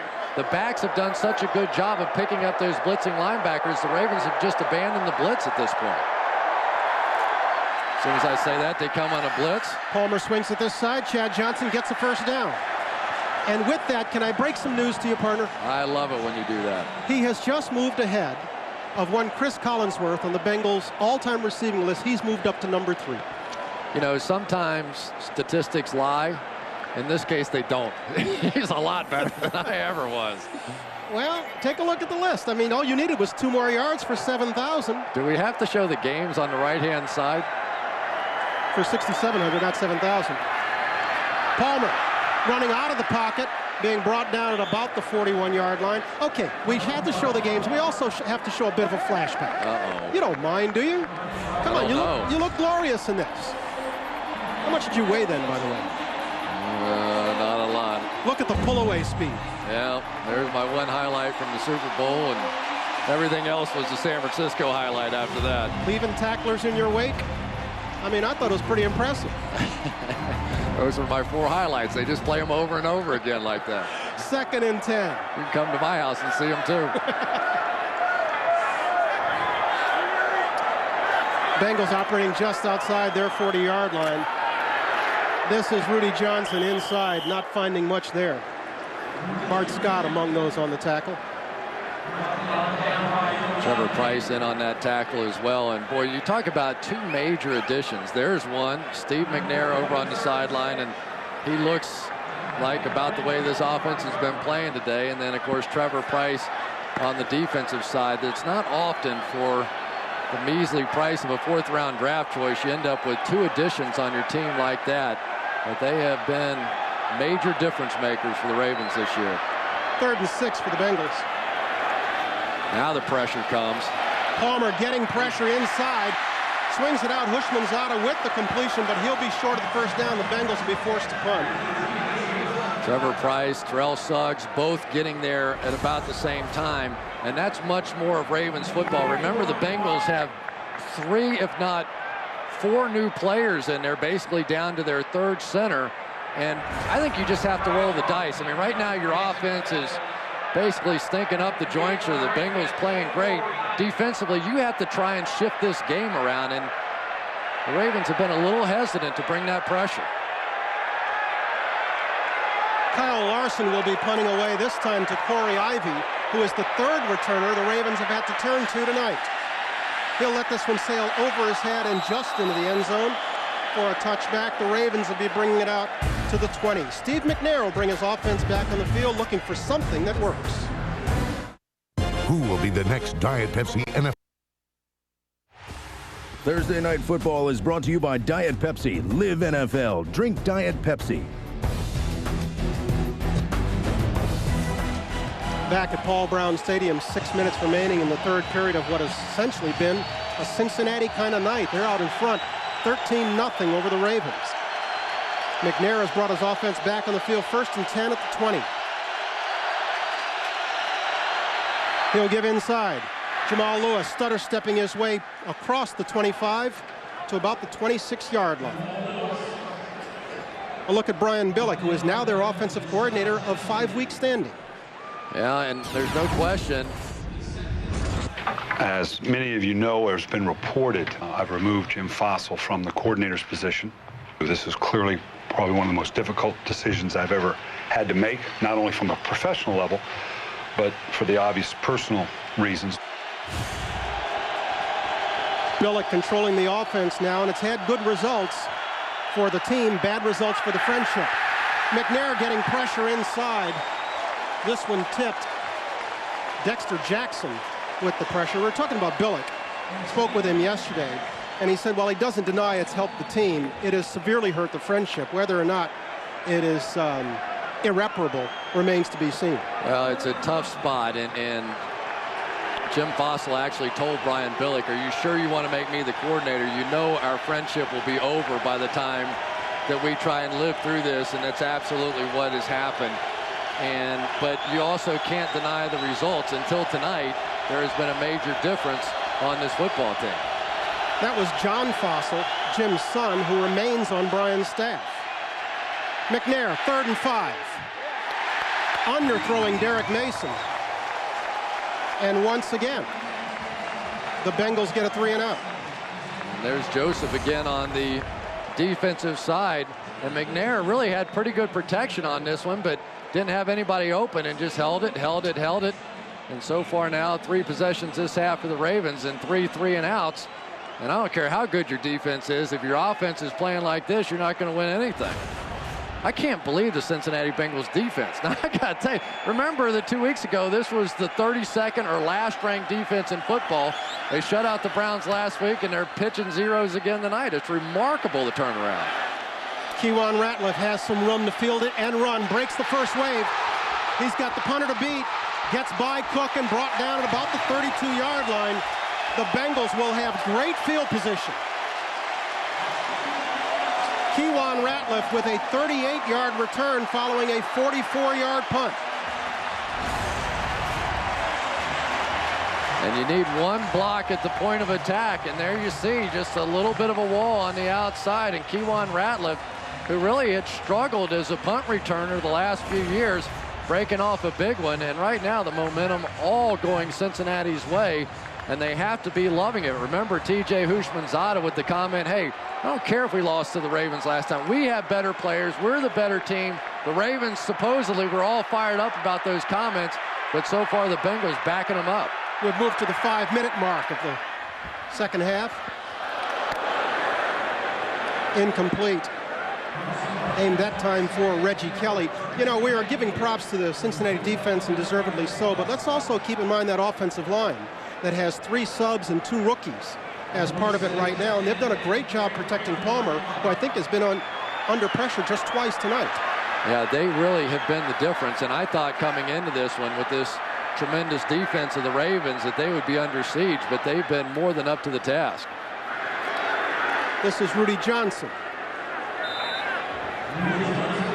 Don't forget, we've got Rudy Wire tonight. This was him at the flea flicker, the touchdown to Houshmandzadeh. Let's listen in. Give me time to get the ball back to CP.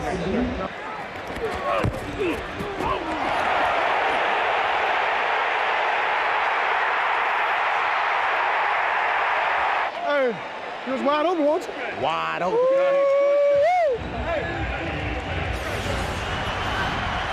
Give me time to get it back to CP, and it's wide open. And it was. 3rd and 7. Palmer trips over his own. They brought everybody that time. Dwan Landry coming out of the secondary, Ray Lewis, Bart Scott, and that is a big, big sack right there. The Bengals were in field goal range, and that one's going to put them right back on the brink. They would be looking at about a 52-yarder from here. I tell you, the way that the Baltimore offense has been playing, I'm not sure you want to take a chance on a rainy night of giving them the ball at that kind of field position. Remember, if you missed the field goal, it would be placed at about the 42-yard line, as opposed to if you punt the thing down there. I haven't seen any sign from this Ravens offense so far that they can move the ball 80 or 90 yards. Marvin Lewis electing to take the delay of game and back it up to give his punter a little more room to perhaps drop this one close to the Ravens goal line. But Brian Billick, this is not his first rodeo. He declines. And so Kyle Larson will be brought onto the field, and Corey Ivy is up at about his 10-yard line. Doubtful he'll be fielding this one.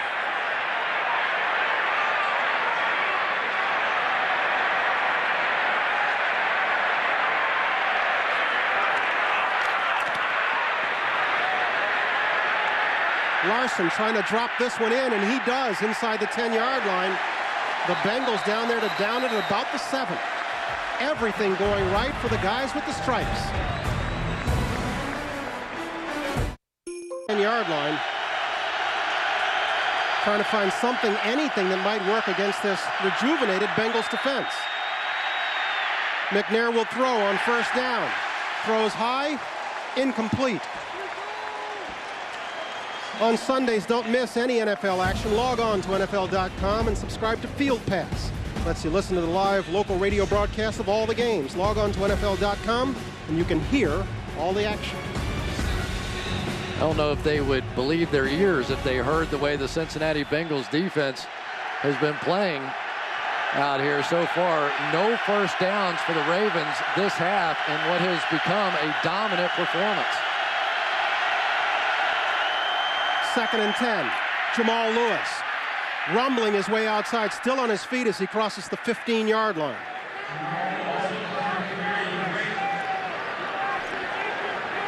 With 3:05 left in the third, the Bengals are coming up on, look at that stat, will you? You live here. How does this happen? On history.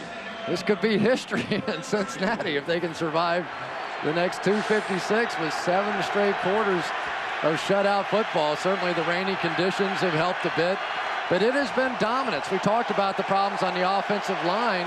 Chris Chester and Jason Brown, a couple of young guys for the Ravens, but they've been overwhelmed tonight.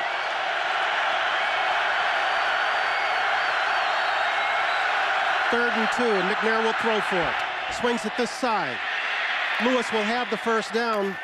Stays on his feet as he crosses the 25. The Bengal defense, let's remind you, coming into this ball game, 31st in the league in overall defense, 32nd in the league in pass defense, but they have seriously shut down Baltimore. Yeah, but you get Dexter Jackson back, who's been out with a sprained ankle. You're getting a huge performance tonight by Jonathan Joseph. And I really think at some point now you're going to have to try some double moves, something on the outside, because these cornerbacks for the Bengals are getting pretty cocky right now. They don't think these Ravens receivers can go by them. But a double move takes time, and the Bengals have had good pressure all night. Good point. McNair on first down. Will throw to the far side. Completes to Mahaley. And he gets up close to the marker at about the 35-yard line. A little bit of their own medicine here as the Bengals come with a zone drop. They're going to drop their defensive lineman back out of there as they're bringing some pressure. That took away the tight end over the middle and really gave McNair nowhere to throw the football. It'll be 2nd and 2. The give to the up back, Mahaley. Stopped as he gets back to the line of scrimmage. Not much there. Justin Smith and Sean Smith getting up from the bottom of the pile. Clock continues to tick now, and for the Baltimore Ravens and Brian Billick, might have to start thinking about this being 4-down territory here as you begin to think, how long is it going to take me to try and make up 13 points, and the Bengals offense isn't going to sit around and do nothing. Maybe 4-down territory here for the Ravens. 3rd and 1. McNair rolling this side, getting pressure from Gathers, will run for the first down and get it as he approaches the 40-yard line. Once again, McNair, when the big moments in the game come, he is willing to take off and make the play himself. And that was a big one. You know, the spot is where the slide begins. And it looked like he made the first down by a lot, but he really made it by about a half a yard.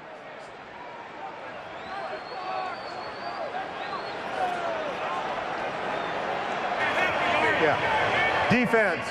Offside, number 90, lined up in the neutral zone. 5-yard penalty, result of the play. First down.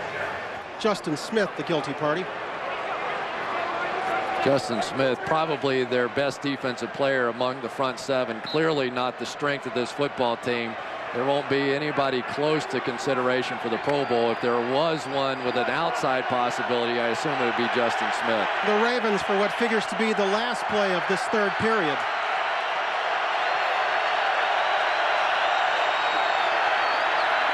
They'll get it off. Jamal Lewis looking for running room off the right side and finding some. Getting it up close to midfield, and that'll be the final play of our third period. The Cincinnati Bengals now with 7 consecutive shutout quarters. Who'd have thunk it? The Cincinnati Bengals have dominated, much more so than the scoreboard would indicate. But these are still uncomfortable fans. Don't forget the San Diego Charger game right here a few weeks ago. They were up 28-7 and blew that lead. But this Ravens offense has very seldom resembled that Charger offense. Correct. McNair looking on first down, not finding much and just throwing it away. Crowd wants an intentional grounding. Well, we had the double move on the outside that we had been looking for, but Jonathan Joseph was not fooled. There it is, Mark Clayton with the double move. And Steve McNair saw it and simply threw it out of bounds, and now they're going to get an intentional grounding call. And lost it down. 2nd down. Has Jonathan Joseph played a great ball game tonight or what? Oh, my gosh. He's definitely been the MVP. He's been eating up these receivers. And it was the perfect time for him, Jonathan Joseph, because he was playing so far off there. There was no way the double move was going to get in there. really Clayton should have just stopped, turned around, and waited for the ball. There was no way they're going to get him on a double move. And as you saw, McNair was not outside the tackles, and there was not a receiver in sight. As he tossed it over there, the crowd loved it. They screamed for the flag and then got one on delay.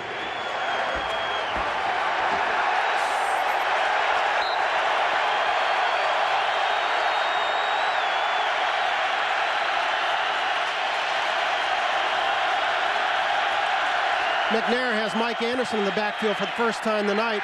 Quick throw off to the right side.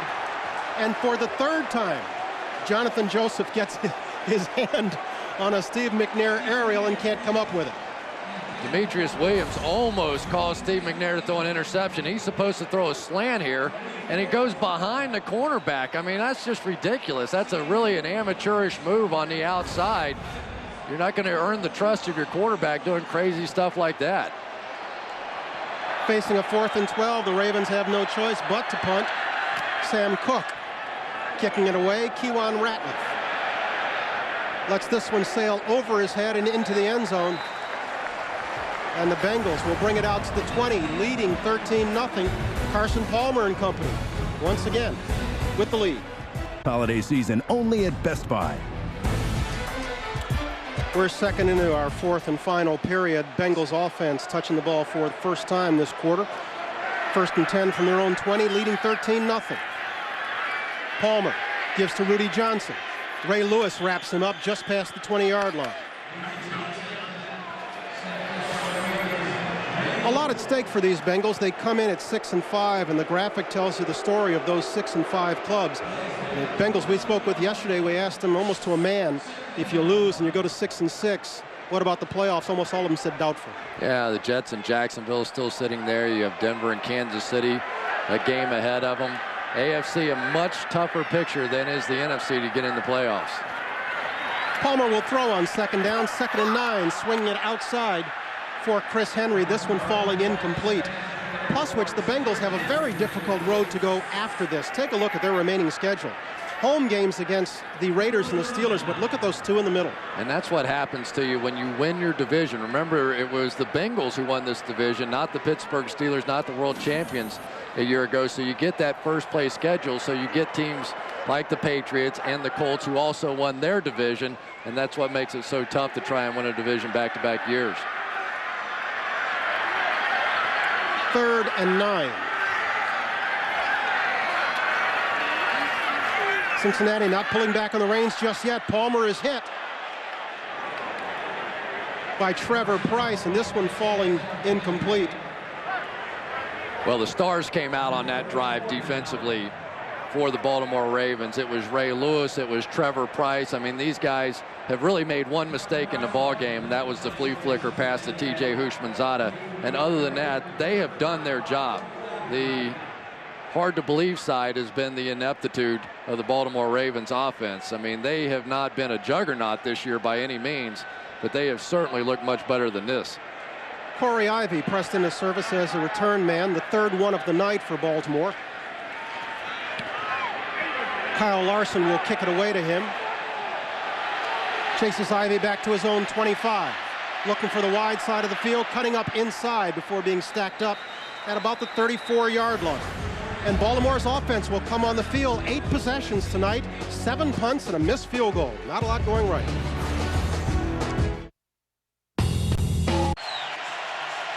Join an all-pro team, including Rich Eisen, Rod Woodson, and Marshall Falk for the latest news from around the league. Hear directly from the players and get a breakdown of the key matchups on NFL Total Access weeknights, only on NFL Network. McNair swings it wide for Mark Clayton, and he's forced out at about the 38-yard line. Jonathan Joseph, once again.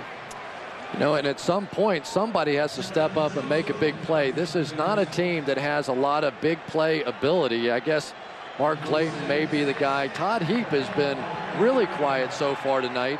And you would think at some point, as much as Steve McNair loves throwing to the tight end, that he would have to be a bigger factor if they're going to get it going. Heap with just 2 catches on the night. It'll be 2nd and 6.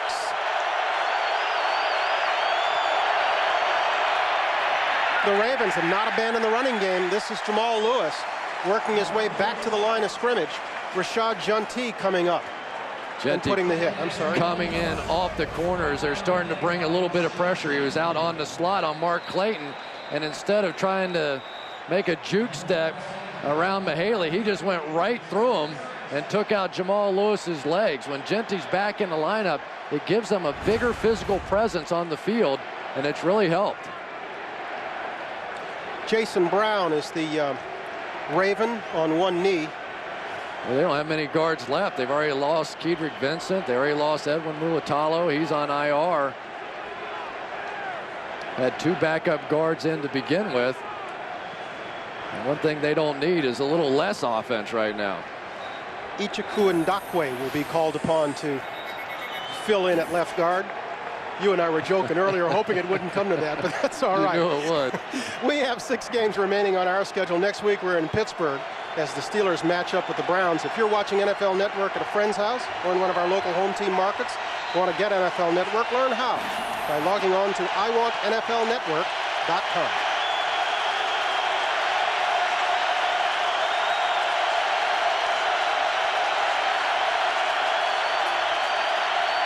McNair on a must-have over the middle.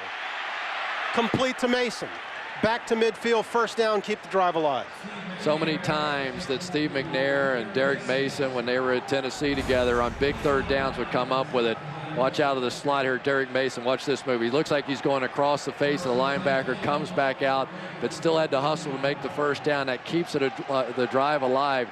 And for the Ravens right now, they got to get it going. They got to pick the tempo up a little bit. Back close to midfield. Todd Heap goes to the far side, spreads wide.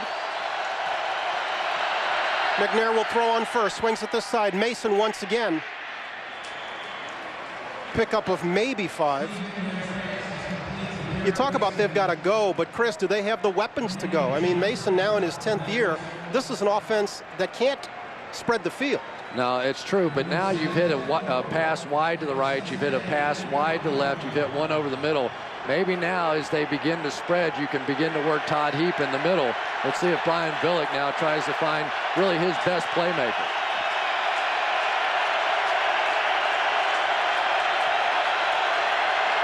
Second and 5 for the Ravens. They'll give inside Jamal Lewis. Not much there. Yeah. You surprised at the call? A little bit, but Quinn Sipnewski there, who's the backup tight end, Daniel Wilcox, out with a hamstring, simply got driven down into the ball carrier there. And you're not used to seeing the Bengals winning all the physical battles against the Baltimore Ravens. I mean, this was a team that just doesn't have that reputation. And yet tonight, the one-on-one matchups, they've been overwhelming at times. And give them credit. They played a great game. Mike Anderson is checked into the backfield for the Ravens. 3rd and 4. You would suspect this is 4-down territory. McNair swinging wide, looking for Heap, but out of his reach. And we look to the sideline. Billick, we would guess, would go for it.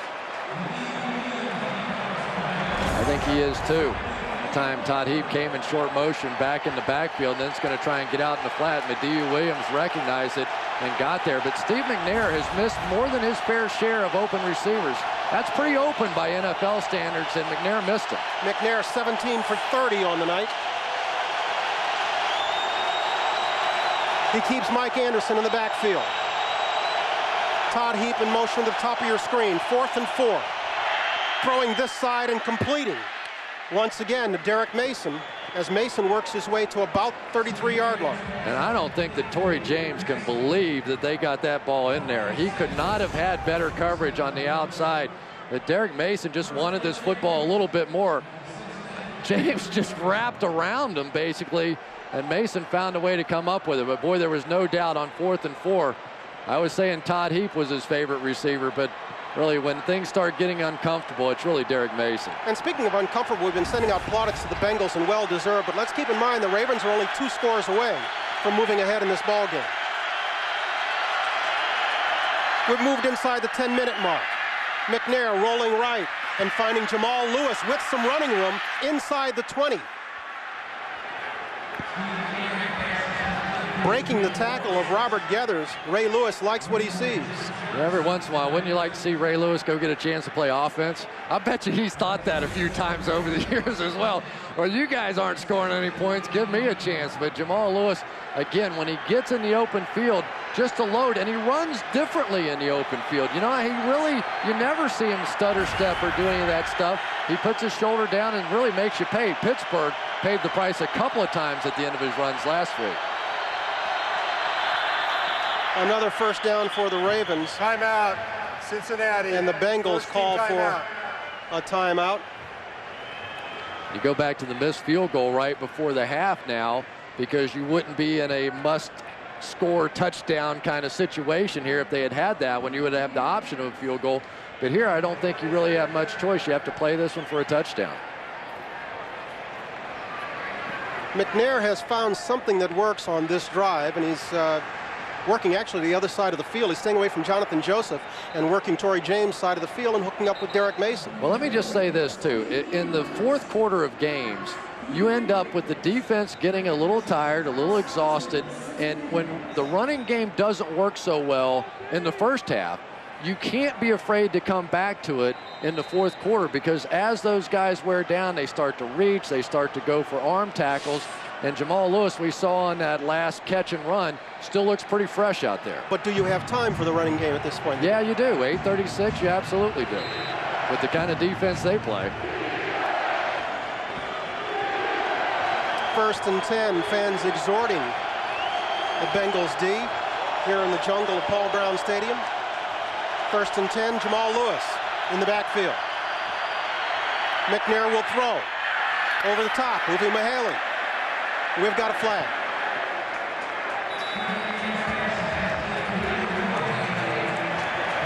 Holding, number 62 offense.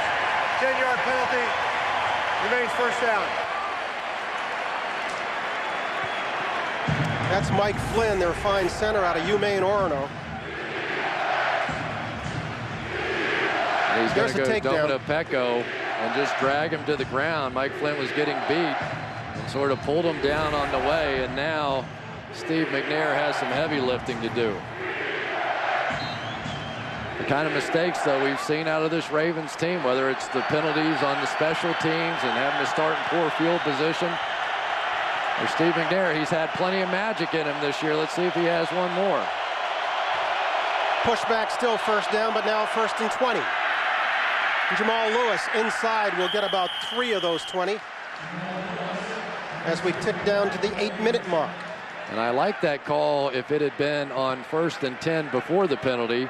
Now you're backed up a little bit and a little bit more of a pressure situation now, having to throw the football. I think you have to be really aggressive right here. You got to go for this. You got to be willing to take some shots in the end zone. You got to play down the field. We have not seen the Ravens really at all tonight try and work the ball down the field. Everything's been underneath. He sends Mason to the far left, keeps Clayton in the slot. Mahaley in motion to the top of the screen. Lewis is the lone back. McNair to Clayton. Not much there. Maybe inside the 20-yard line to about maybe the 19. Caleb Miller on the stop. And there's no question that Caleb Miller has given this defense a little bit of a lift defensively, especially in the pass coverage. And now on a 3rd down and 11, you end up where you can bring in your nickel, bring in your dime, bring in those defensive backs, and it becomes very difficult to throw the football backed up. You only have about 30 total yards to work down the field. Those holes get pretty small in the zone. And it's getting loud in that north end. McNair flushed out of the pocket, rolling this side. Slides to about the 10-yard line. Boy, I disagree with that one for Steve McNair, and I respect him immensely. But you've got a 3rd down, and if he doesn't slide, he probably picks up that 1st down. Remember, he weighs about 240 pounds. You got to go for that 1st down. Ball game on the line right there. By sliding, he essentially costs himself about 3 yards because the ball's down now. When he starts to slide, that's where it is. His feet were up close to the 1st down, but by sliding, he cost himself valuable territory there. He's left himself with a 4-3. We've got a timeout with 6:20 to play in a 13-0 ball game.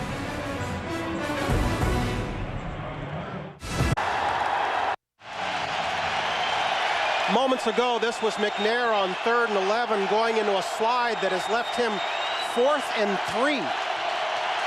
There's no question in my mind he'd have picked up that first down if he goes head first and doesn't give himself up.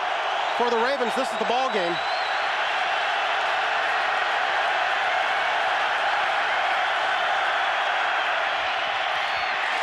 Batted down by Torrey James. Torrey James said, not getting that one in on me again. He got burned the last time, but this time against Mark Clayton. And Mark Clayton, by his alignment, he was aligned so wide that Torrey James, the veteran, knew his only option was to come back inside. Torrey James took a hard set inside, and Mark Clayton never got off that jam. Sometimes as a receiver, on your alignment, you have to make him think, okay, we're going to a fade, we're going to an out, set him up hard to the outside, break it back in. But by alignment, Torrey James knew he only had one way to go on that one. The Bengals will take over on downs at the 11-yard line, and we can expect to see a steady diet of Rudy Johnson.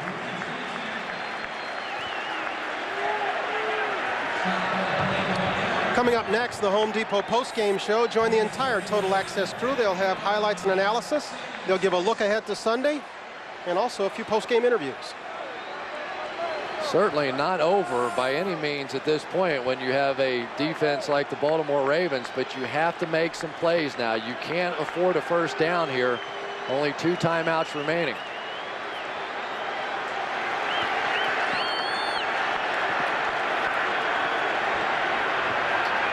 Second and 6, Johnson again. Inside for a couple. Ray Lewis among those on the stop. Brian, really interesting decision now. I mean, if this is the Cincinnati Bengals that I've come to know and love and their defense, you're throwing the ball here because you don't trust them to hold them out. But I think the way they're playing tonight, maybe Carson Palmer's willing to hand it off, even if you have to punt it here and not take a chance with it raining as hard as it is. They do go shotgun here, though. This is a franchise that until last week hadn't had a shutout in, I think, 17 years. Now they may have 2 in 2 weeks.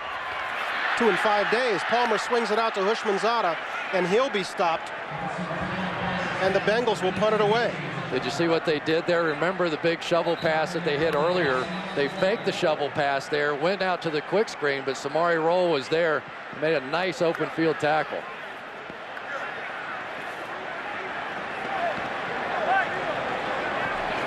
That is Kenny Watson, who is on the turf. Gives us an opportunity to take a break. When we come back, the Bengals will be punting away to the Ravens inside 5 minutes.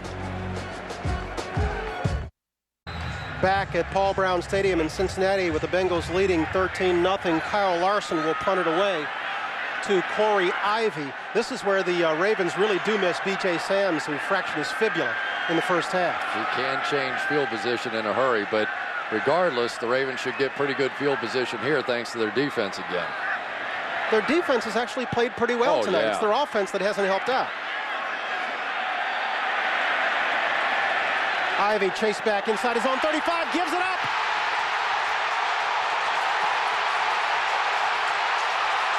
Ethan Kilmer, touchdown Bengals.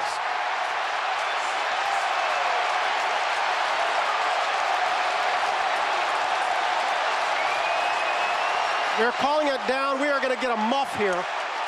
This is going to be a muff. He cannot advance it. I don't think Marvin Lewis or the Bengals care.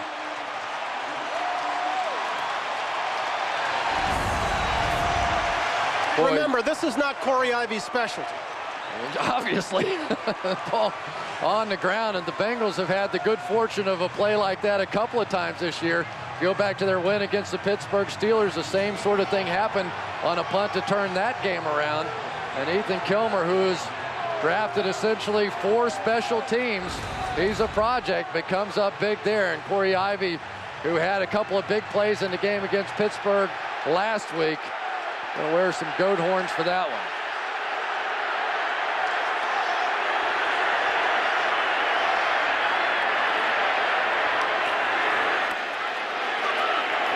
Rudy Johnson basically just running the clock as he comes to the right side. We've now moved inside the 4-minute mark. Back inside, up top, along with Chris Collinsworth. I'm Brian Gumbel. How do you explain this Bengals defense tonight?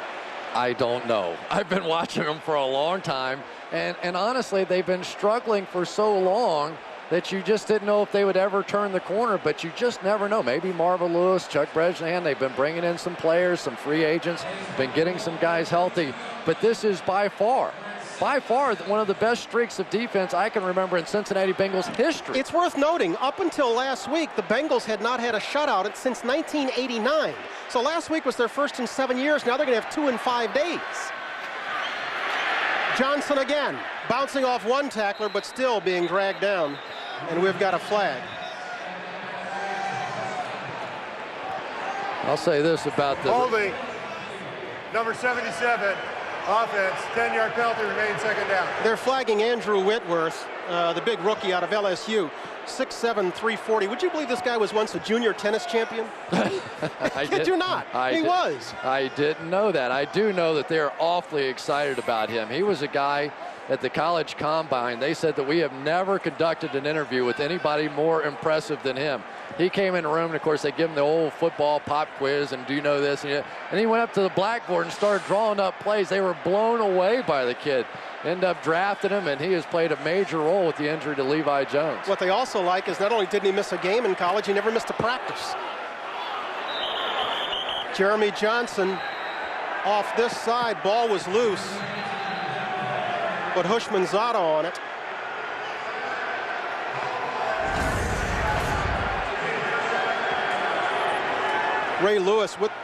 Bart Scott with the pop. Ball came loose after Johnson was down. Hushmanzada alertly jumped on it.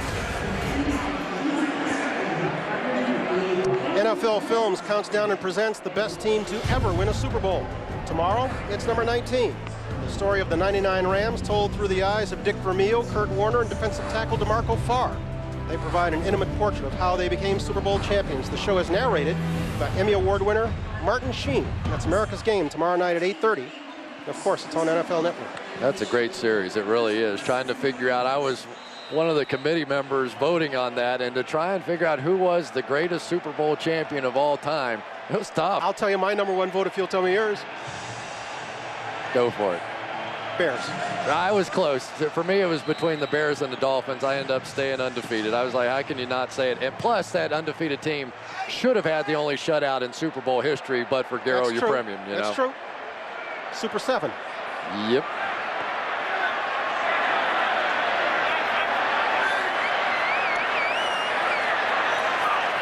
They'll pitch it wide to Rudy Johnson, doing nothing but trying to stay in bounds as he is brought down short of the marker.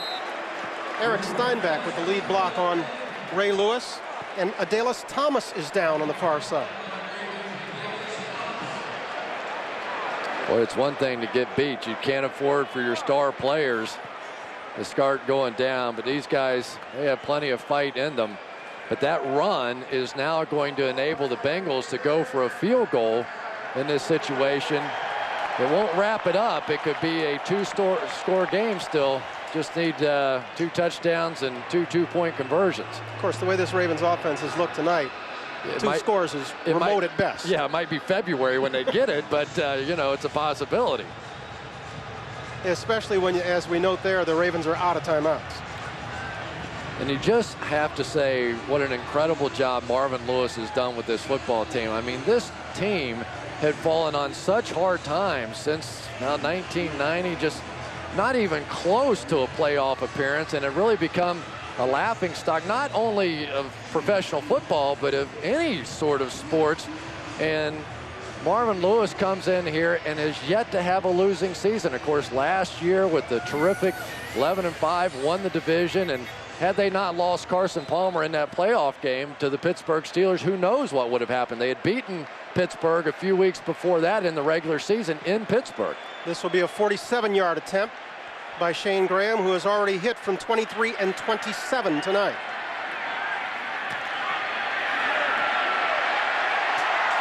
This one's going to be wide right.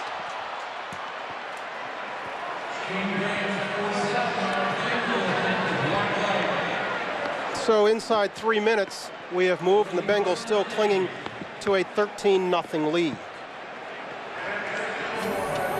Quick whip around the NFL, some of what's going on. Mike Vanderjagt, much to the dismay of your friend Terrell Owens, was cut by the Cowboys. Martin Gramatica, is he Martin or Martin these days? I don't know. Whatever he was signed by the Cowboys. He's going to have a tough time down there with Parcells too. And LaDainian Tomlinson, of course, now just 5 TDs away from a record. We talk about the, go ahead, I'm sorry. I was going to say, how about the performance by Vince Young last week? I know there's a lot of strange plays in that one, but still quite a comeback for that young man. Getting late early for the Ravens as McNair swings it out wide to Todd Heap. He gets out of bounds. Chad Johnson going to catch the early bus home. He's been in and out.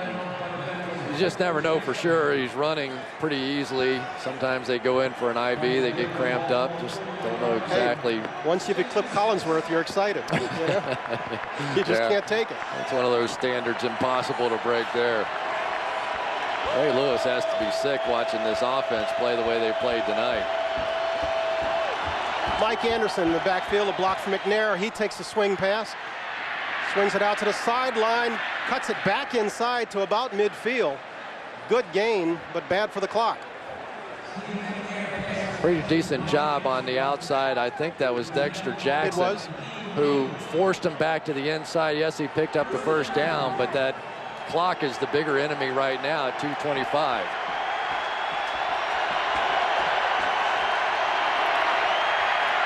McNair with lots of time coming this side for Todd Heap. He gets it across midfield, but we're ticking down, and we may have the 2-minute warning before the Ravens can get off another play. I'll tell you, the other thing we have not talked about tonight, the Bengals are tackling out there. I mean, you have not seen the kind of missed tackles that historically has haunted this defense. We've hit the 2-minute warning. The Ravens trying to climb out of a 13-0 hole. We'll see how they do when we come back. Deion smells a pick, Brian. Back to you. His nose is better than mine. He always smells interceptions. There wasn't a time in a game that he didn't think he was always going to get it. You dare not throw that way. These fans now are cheering for the shutout. They've stuck through this rain. McNair will dump it off to Mike Anderson. He'll work his way back across the 45. Dexter Jackson and Brian Simmons in on the hit. McNair had a chance to work it down the field to Todd Heap on that one and did not. He's left with 3rd and 4. McNair throwing this side, incomplete. Demetrius Williams fought it all the way. Not an easy catch, but certainly one that Williams had a chance to make. It has not been a good night for Demetrius Williams, and really the lack of the big play threat has really been exposed tonight for the Baltimore Ravens. We just, the Cincinnati Bengals have basically been scoffing at these wide receivers. Go deep if you dare, because I'm playing the underneath stuff, and the Ravens haven't been able to take advantage of it. This stop for the shutout. Back-to-back for the Cincinnati Bengals. 31st worst defense in the league. This place would go berserk if they stop them here.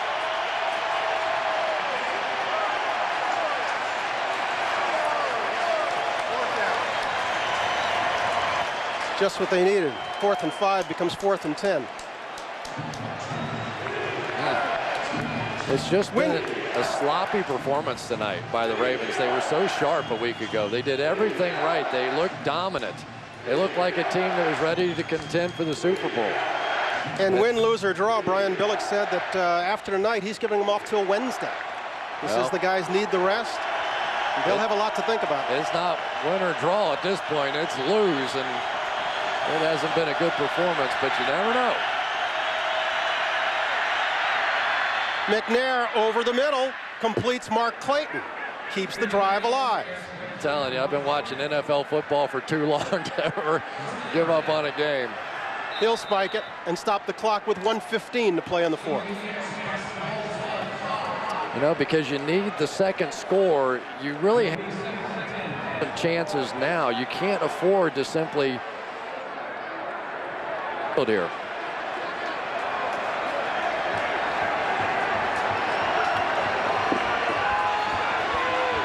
This crowd knows the outcome. They're cheering the shutout at this point.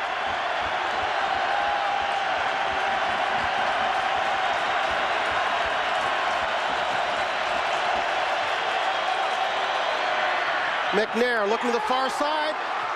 Jonathan Joseph. Well, he's had a great ball game, but I'm not sure you'd want him handling your young'un. He's had a couple of chances for interceptions on the outside. What's the old saying about why he's playing DB? You got that right. He can't catch. And if he's ever proven that theory true, it's been tonight. But I tell you can't take anything away from him. #1 draft pick has made a huge difference in light of the fact that Delta O'Neal, who has been their best cornerback, out with the injury. So it'll be 3rd down for the Ravens. Joseph has played a whale of a ball game on the corner tonight. McNair has time, throwing into the end zone. Touchdown Ravens, no call. Torrey James was looking for the offensive push-off, but I didn't think it was. Derek Mason was turned around, was playing for the ball. There was a collision, but it was a collision going for the ball. Listen to this. Sounds of silence in the stadium. Yeah, that's just a wide receiver going for the ball. Good no call there by the officials. And I tell you, you watch the NFL long enough, crazy things happen. That's one of the first times they've even attempted to go deep, 1 for 1 and a touchdown. In my opinion, 3 or 4 times during the course of the game, you have to throw it up in this league because the rules are so much in the favor of the receiver with the pass interference, and they're just going to give you the benefit of the doubt. And by not taking those chances down the field, you just lose opportunities. The late Woody Hayes was wrong when he said when you throw it up, only one good thing can happen. Wrong. Well, Woody There's Hayes a couple. Coached in college and not in the NFL. They've skewed the rules a bit in favor of the offensive guys. And so with a minute left, we know what's going to happen. We just don't know how it's going to turn out. Well, and you have the wet, slimy ball now and the onside kick coming, and anything can happen. Steve McNair finally piecing that thing together, and for Jonathan Joseph, he's had several opportunities to catch balls. We were sort of joking around, but 2 or 3 times now in this game, he could have effectively ended it if he had held on. Don't forget, next week we're in Pittsburgh, where the Browns will go in to face the Pittsburgh Steelers. We still have 6 games left on our schedule. If you're watching NFL Network at a friend's house or one of our local home team markets, want to get NFL Network, learn how by logging on to iwantnflnetwork.com. And that rivalry is an intense one. Not as much on the line as we would have expected, but they'll still be going at it pretty good. Stover will be trying to top this one into the hands of one of the guys in white. This ball should bounce twice and skip up in the air. Whistle calls a halt to the proceedings. The Bengals with a timeout. Kind of a basketball move, having had a look at the alignment. Let's talk about our D. But there's not that much mystery to the linemen anymore. They've got the new rule where you have to have the 4 guys on the opposite side of the ball. And you like that rule? You know, I don't know. I used to play on the hands team, the guy over here on the hot corner, which is the worst position in the history of any sport. Well, that's because here's what they do. That's essentially why they changed the rule. I know, because they would kill those guys over there, but the ball takes 2 hops and then it kicks straight up in the air, and the first wave of guys come down, and all they're supposed to do is wipe you out. So they take you and throw you back about 20 yards, and then somebody else fights for the ball. There were games that I would be out there and we'd be up by 2 or 3 touchdowns, and they'd put the hands team, and I was like, the hands team, are you kidding me? I said, there's got to be some kind of stunt man in this kind of situation to go in there, and you just go out and take a beating. That's essentially why they changed the rule, was basically for safety reasons, because the guys in that position were getting slaughtered. All the stuff they do now, where were they then? Onside kicks this year, successful 6 of 29. That's close to 20%. Don't forget the receiving team has the ability. They're going to go the other way now. But this one is caught. Keywan Ratliff. Brilliant play by Keywan Ratliff there. I really don't understand that call, because when you kick it up in the air, you simply call for a fair catch and game over. We've got a flag, but it appears to be against Baltimore. Oh, you got to put the ball on the ground there. Offside, number 20 of the kicking team. 5-yard penalty would be at the spot of the recovery or the catch. First down, Cincinnati. You know, you get the time out there by Cincinnati, and it gave the Ravens time to think about it, and they came up with a cockamamie plan over on the other side. That one, you've got to put the ball on the ground. I'm guessing what he was trying to do was drop it over the first line. Yeah, but you can't put the ball in the air. Keywan Ratliff, give him credit. He was smart enough to know that he could call for the fair catch there, but I just don't like that one at all. That was just made it way too easy. And so Brian Billick breathes it out, knowing his team is going to move to 9-3, and the Bengals will move to 7-5, and suddenly very much back in the playoff picture. Boy, and you start to look at this team now as the crowd here in Cincinnati gives this defense a huge ovation for that performance, and the Bengals as a whole. But if the Cincinnati Bengals are really a defensive team of some legitimacy, of any legitimacy. That's a big if. And it's still an if, but they've had two great performances back-to-back. It would be like the Indianapolis Colts all of a sudden becoming a dominant defensive team. And how would you look at that team then? Necessity being the mother of invention, the injuries have forced them to play some kids who it turns out can really play. And have changed the nature of this defense. And sometimes when someone gets injured, other people step up. And for Marvin Lewis and his staff, what a tremendous job they've done against his former team, the team that he helped lead to a world championship with the Baltimore Ravens. But a huge, huge win for the Cincinnati Bengals tonight. And the Bengals, who were out of the playoff picture in the 7th position, now secure that 7th position. They're alone at 7-5, and it's the Ravens who wonder about their future. Yeah, they really do. And remember, it's so key to try and at least get that 2nd seed so you get the bye week. And now San Diego takes the lead in that. Coming up in just a bit, Rich Eisen and the crew at the Home Depot postgame show. They'll have analysis and interviews. Meanwhile, up top, our final here is Bengals 13, Ravens 7. For Chris Collinsworth, I'm Bryant Gumbel. Thanks so very much for being with us. We'll see you in Pittsburgh next Thursday.